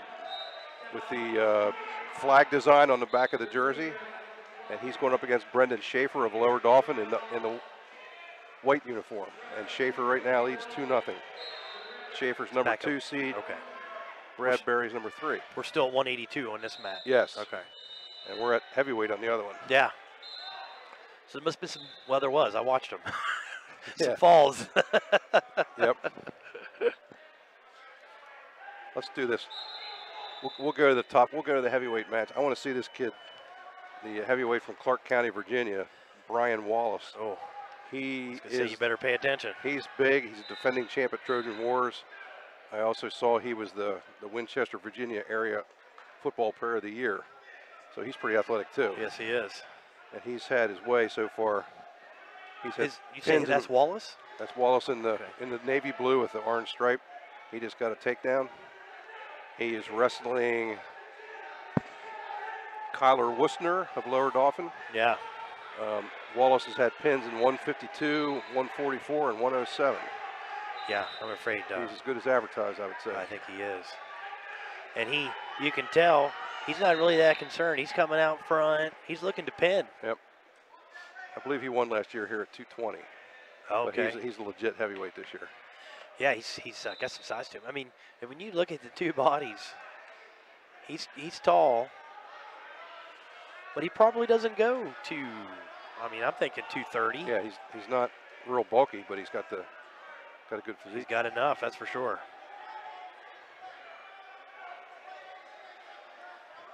Wustner working the edge a little bit here, trying to make sure he stays off his back. I was talking with Tim earlier about when it used to be 189 in heavyweight. That was your two choices. Yeah. If you weighed 200 pounds, guess what? You either lost weight or you wrestled 275ers all the time. Or ate like crazy. And I brought up Tyler Hart. Do you remember Tyler Hart? Tyler Hart weighed 200 pounds. Yeah, he would have been perfect at either of those weights. 220, he would have been great. Oh, he'd have just dominated. Shame of it is, for years we kept trying to put weight on that boy. Yep. He just wouldn't gain any weight. He signs, plays football for Lehigh. He's there for 2 months, and he weighs 265. And the whole time we said, man, why couldn't that boy be 265 they got a great when he was in school? They got a great weightlifting program there, huh? Yeah, they must. And I'm pretty sure they got a lot of food. Yep. So we go to the second period with Brian Wallace of Clark County up 2-0. They're going to start from their feet.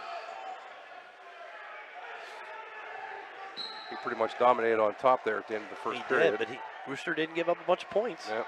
He played the edge pretty well for a while and then held him off. But on the other mat, Brendan Schaefer of Lower Dauphin just scored at least a 4-point move, maybe 5.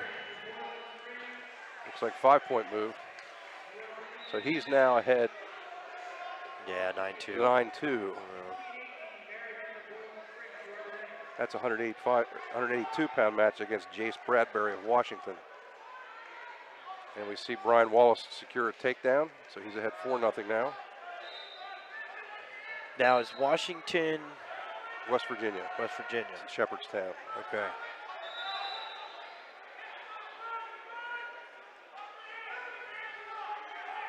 Wallace working on top. You can tell he's definitely going for the pin. He's not just riding. No. He likes to do that thump ride where he pressures on that arm and tries to get that thing peeled out of there. Wustner doing a good job so far fighting everything off. He is.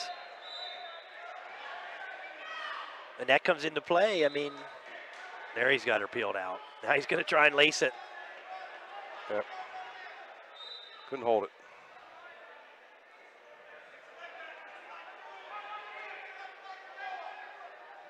Bradbury for Washington got an escape, so he's now losing 10-4. He tries a throw. He does get behind for 2. So it's now 10-6. He's going to let him go. Let's shift out of that he's match. going after it. Yeah, he's going after it, for sure. We'll switch down to mat 4 here. Again, Bradbury's he's on top now. He's going to let Schaefer up. Schaefer's in the all-white jersey. Still a minute, anything happens. Now 11-6. He's got to stay with that intensity. He's got to keep scoring. Yep. See, now they kind of slowed down a little bit. And Wallace did get 3 points for a near fall at the end of the second period, so he now leads 7-0 going into the third with Wisner on bottom again. Nope. Oof. Oof. Some good stuff here. Sorry, that's all I could say. Throw and rethrow. But Schaefer maintains his 11-6 lead. Looks like 43 seconds to go. Some kids just have those hips. You know, you can't ever keep him in one spot. Yep. Now Wisner. Yeah. There Schaefer goes in for a nice, and he gets the 2. That pretty much ought to wrap it up. Yeah, he's going to throw legs now. Look at that. 24 heavy seconds. Race running legs. 13-5 lead. Yeah, 13. Short time, 13 seconds I'm thinking left. that's going to be a good final between Schaefer and Shedleski from Lewisburg. Yeah. He's going to have a couple good finals. How about it? I would think so. And there's the end of that match with a 13-7 score. Brendan Schaefer of Lower Dauphin defeats Jace Bradbury of Washington. Now we go back up to the other screen and we see Brian Wallace has Wisner on his back again. He's ahead. He's ahead 9-1 right now, but got some back points coming, I believe. He wrestles like a lighter weight kid. He does. You see a heavyweight wrestles like a 106-pounder. That's something you don't see. And he's got a tilt working here. He's tilting, power halving, all kinds of stuff. And he's going to try and rotate on top. I'll tell you, Wisner's done a good job fighting this off. He does. He's not just going away quietly. He's trying. I guess this is Barrick here, correct? Yes. We have Blake Barrick of Big Spring at 195 pounds against Clay Verbanek of Cameron Springs. That should be a good match. They're both state-ranked kids. So we'll move down to that one. Yeah, that one's over. Wallace has sewed up a 12-1 win. So there's your one of the heavyweight finalists.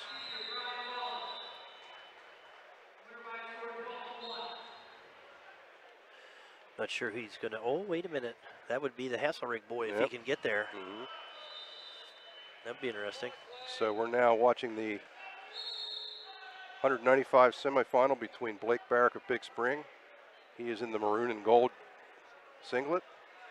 And he is facing Clay Verbanek of Cambridge Springs. He's wearing the black and blue. They have SPR on the back. Not really sure why they do it that way, but that's all right. Yeah. To each his own. I don't know. Maybe they just call him Spring up there. There you go. It's possible.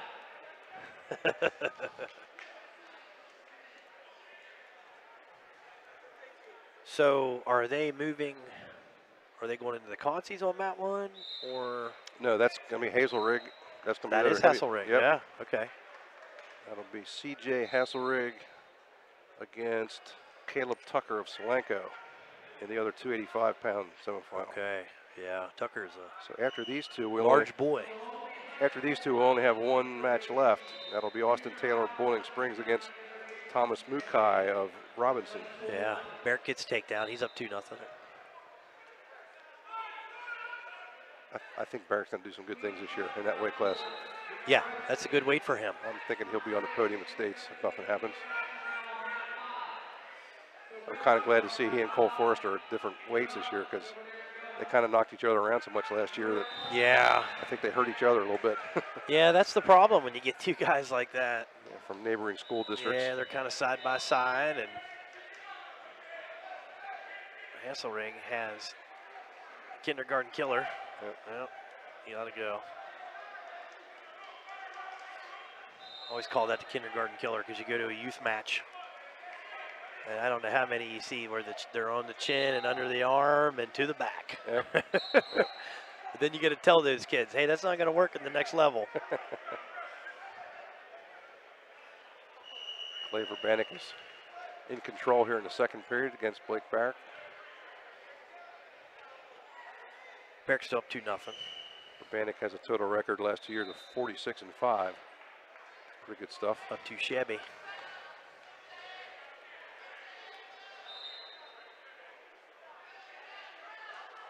So Forster went up and Barrick stayed at 95.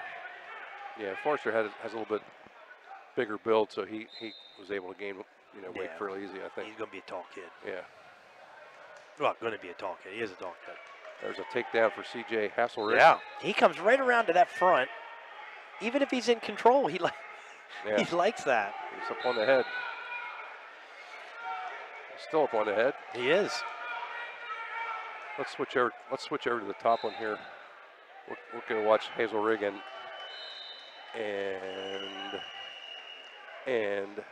where is it? Tucker. Yeah, Hasselrig and Tucker. Caleb Tucker of Solanco.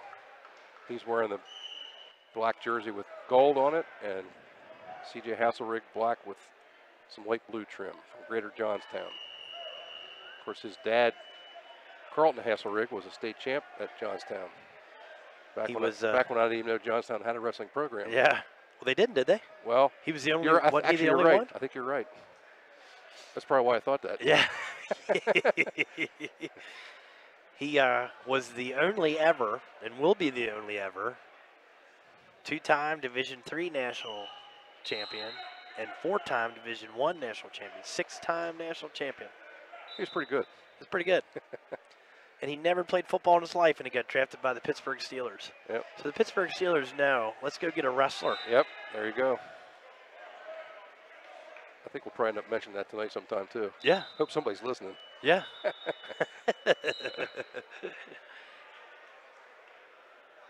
And you can see, I mean, he has a ton. He's a small heavyweight. Yeah. And he has a ton of speed and good hips. Which, just imagine if he could be, 50 pounds of muscle on him. Yeah, I wouldn't say he weighs a whole lot more than 220. He doesn't. I mean, he doesn't look like he weighs 220, but he might. He had a nice quarterfinal win today, taking out number 2 seed Connor Fulmer of Southern Columbia. Fulmer had an early lead, but Hasselrich came back and pinned him. Yeah, but he likes going to the chin. I mean, he loves going to that chin. Yeah, once he took Fulmer down, he was right to the head and stuck him. Crazy thing is, Tucker gets a leg, but just can't do anything with it. Yeah. He's got a chance. Nope, going to be out of bounds. Yeah, they're going to get out of bounds. Still 2-2. It's anybody's match. Meanwhile, Barrick has a 3-0 lead. He's on top. He's got the the far arm. Yeah. Not really a whole lot of action in that match, to be honest with you. He doesn't need to do a lot from there. Yeah, because he's got the crossface. They're going to call stalling on warning on bottom. That's funny because you're thinking that bottom guy's got to move, but he's not. Yeah. He probably knows Barrick's. Didn't look like Barrick. Well, he does have cradle guy. He's got the far arm, yeah. He's doing a lot of moving around, but he's not doing much with it. But yeah, the fact that he has it, now another call stall. again. He says, "Now I will say this: I don't know what the official expects the bottom guy to do there." Yeah. Maybe just try to move his arms or something. I don't know. Yeah. Good question. Still in the same position. Already been nailed twice. There's 24 seconds left in the period. I mean, Barrick's emphatic to try to make it look like, hey, I'm working here for a cradle. Yep. So. Now in the heavyweight match that you're watching, still 2-2. They have a 2-2 tie. They're back on their feet. I have no idea whose choice it is. Me neither. We'll find out because second period just ended. You got me curious now. I want to see how much he weighs. We'll see if we can find out if he gets the final. We'll have to see if we can find out. There, Barrick. So they're going to go, and Barrick's 4-0. Yep. He's a finalist. So Blake Barrick, a big sprint feat in the third period, tied 2-2. The other match that we're not showing you right now is the last match of the semifinal round. It's between Austin Taylor of Boiling Springs, a third seed, and Thomas Mukai of J.W. Robinson, Virginia, Yeah. second seed. I hope I'm pronouncing that name right. It's M-U-K-A-I. I was going to say, don't ask me. Yep. Now we're down to 1:20 left in the heavyweight battle. Yeah, it's still anybody's. I mean, Tucker gets in there on like a waist lock, and Hasselrig just tries to barrel him over top of that. Here we go. Oh, he tried it. I knew it. Well, didn't work. Didn't work. Now Hasselrig's got a chance to get the pin. Nope. Yeah, Tucker's pretty strong. He just wouldn't let him he's a turn big him guy. there. He's a big guy. See, now I think Hasselrig has no problem being out front as long as he's got that chin. I mean, I always say to kids, that's how you wrestle heavyweights. Yep. You don't want to get stuck underneath. Well, he gave it up there, but he's got a 4-2 lead. He does. With 40 seconds to go. He can give up an escape here, but not two. He's got that 3/4 on the head now. He's just going to hang. He got two. He's still. Now, they didn't give him an escape there? I guess not. He never came free, so. Okay. Down below, Mukai has gone out to a 2-0 lead. Yeah. And he's got the boots in. Hasselrig hanging tough here. Probably going to get no escape. Yeah, they did give him escape. So Hasselrig, 16 seconds to go, leads 4-3. Officials discussing, hey, do you think that was an escape? Yep. So Caleb Tucker of Solanco needs something magic to happen here in the last 10 seconds. I don't think Hasselrig has a stall, so if he just circles, he's fine. Yep. Tucker does get a good shot, and he's on the leg, but can't convert. Hasselrig blocks him off, and he's going to win this match. There it is. 4-3. He's a finalist. You could say that's a little bit of a... Yeah, he was the 7th seed. He knocked off the number 2. Now he knocked off the number 3. And he was 20-9. Was it 20-9? Yeah, 20-9. Huh. Gotta like that. I'd say he's improved this year from last year. Yeah. So now we're down. That's athleticism right there. Now That we're man's down. got athleticism. Our last bout of the day, Thomas Mukai of Robinson in the gold leads Austin Taylor of Bowling Springs 2-1 after. That's after 2 periods, I guess, isn't it? Yeah. This is it. Is it 2 or just start of the second? Just start of the second. I guess they flipped that timer real quick. Yeah. That's your last semifinal. Just a reminder, we will be back to live stream the finals tonight. We should be going online about 6 o'clock or so for the Parade of Champions. Wrestling scheduled to start about 6:20. So we certainly appreciate you joining us tonight. Yeah. Pass the word. Should be some really good matchups. matchups. Be nice. Now Mukai's got Taylor on his back. He does. He lost it, but he's going to get some points out of the deal.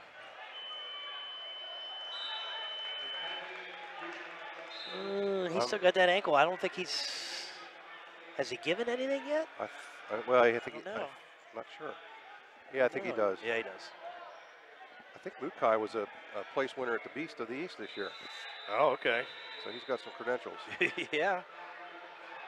Taylor's going to come through. Well, didn't give him anything yet. It looked like he was going to get something, but He did give him the 2. He laced the leg. Yep. Now that's That's a little. I don't know about that one. Yeah, I don't know either. Well, they just another reversal, so we're back to where we were. Back to where it was. So Mukai holds a. I mean, if the guy's under the near arm and around the head and laces that leg, that's 2. But he was on the far arm. Yeah, it's 4-3 Mukai now. 47 left in the second period. Still good match. Yeah, Austin Taylor's one of Bowling Springs' better kids. He's going to probably do some damage this year when we get to postseason. He just ties it up with it. Well, still says 4-3, but Yeah, I'm not sure they get the score caught up properly. it still says. No. Let me see what it has on track here. Isn't that? Ooh. That's 4-4. Yep. Okay, they updated it then. So we got 12 seconds left in the second period. At least we had a good match in the last one here. Yeah. So Mukau, it feels like he's dominating the match, and it's 4-4. Yeah. So there's the end of the second. Mukai has choice. He's going to take down.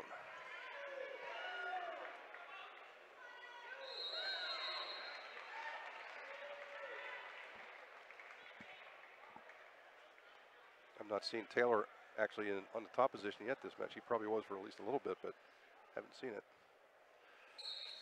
See how he fares here. Yeah. Stopped the first attempt.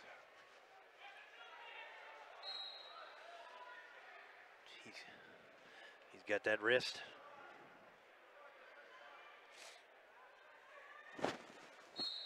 Yep. Referee was watching that one close. Yeah, he says, don't bring that forward, young man. And he did. Which is good. I like officials that are trying to make sure the kids see another day of wrestling. Yep.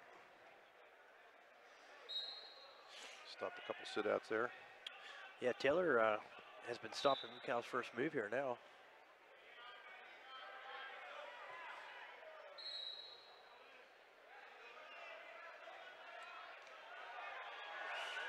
He's getting close. Oh. Wow. Yeah. That might have hurt Mukai a little bit. Well, I'm afraid the big boys aren't quite as flexible as the lighter guys.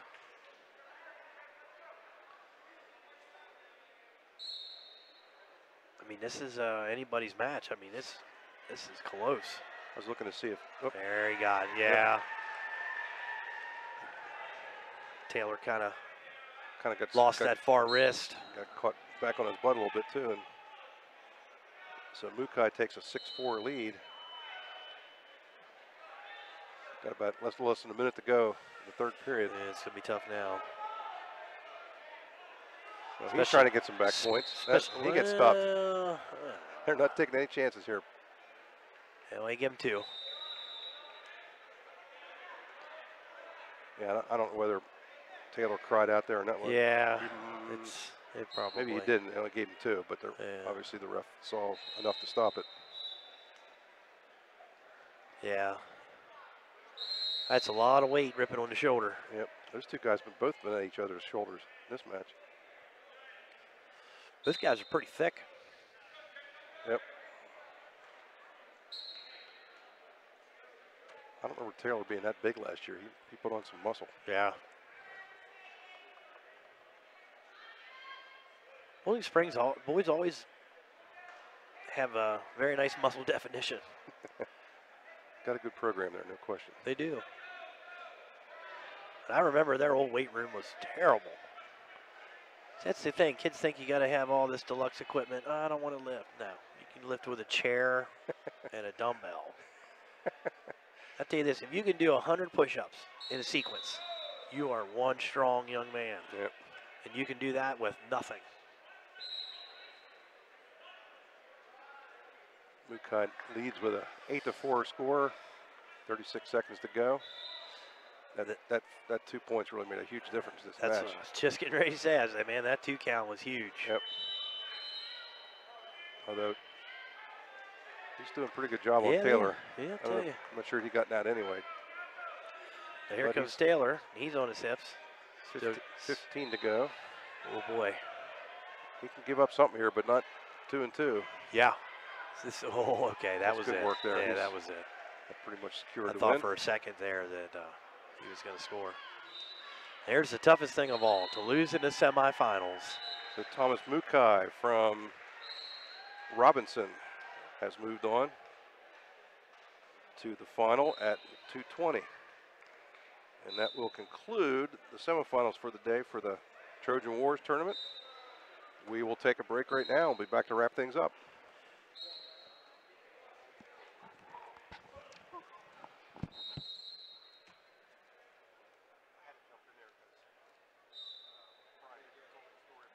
Battery Express and more.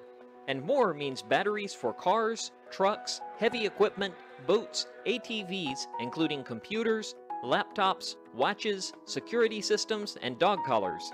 Battery Express and more. The power that keeps you going. 2364 Warm Spring Road, Chambersburg. Open Monday through Friday, 8 to 5, Saturday, 8 to 12. Phone 717-331-6996. Hi, I'm Greg Kennedy, General Manager of Blaze Alexander Chevrolet in Greencastle. We need to reduce all remaining car and truck inventory by December 31st, or pay more in taxes. We'd rather pass the savings on to you. You work hard for your money. Let our problem be your solution during our Tax Eliminator sale.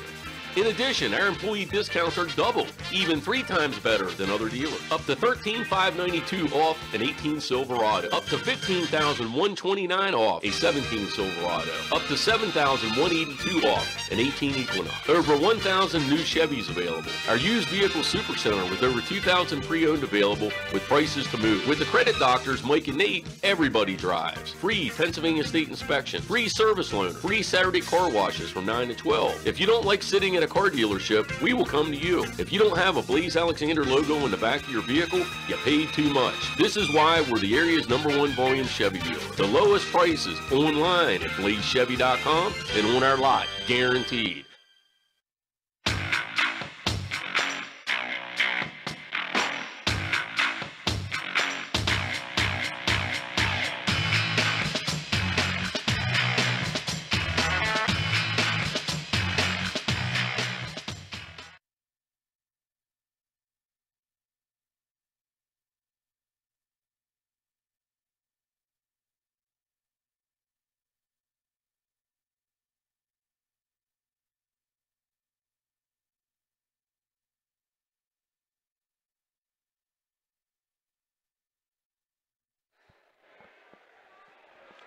We are back at Cassius Fieldhouse.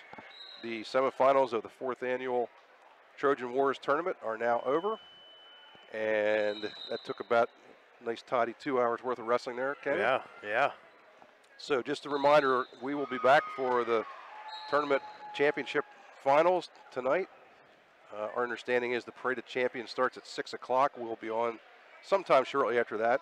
And we will definitely start with the finals probably around 6:20 or something like that. Got some really good matchups. We're looking forward to it. Yeah, the battle for the helmet. That's right. Everybody loves that trophy. If you haven't seen this before, each winner gets a real metal Trojan helmet given by, I guess, somebody from the Marine Corps. Yeah. And it's right after they win the matches. They don't wait till the podium. They give it to them right away. That's a pretty cool thing. And every kid that has gotten one, the first thing they say is, wow, that is neat. Yep. It's totally different. Yeah, a lot of them put it on. Yeah. So we'll be back this evening for the finals. Hope you can join us. Okie doke. Thanks for listening. Hey, guys.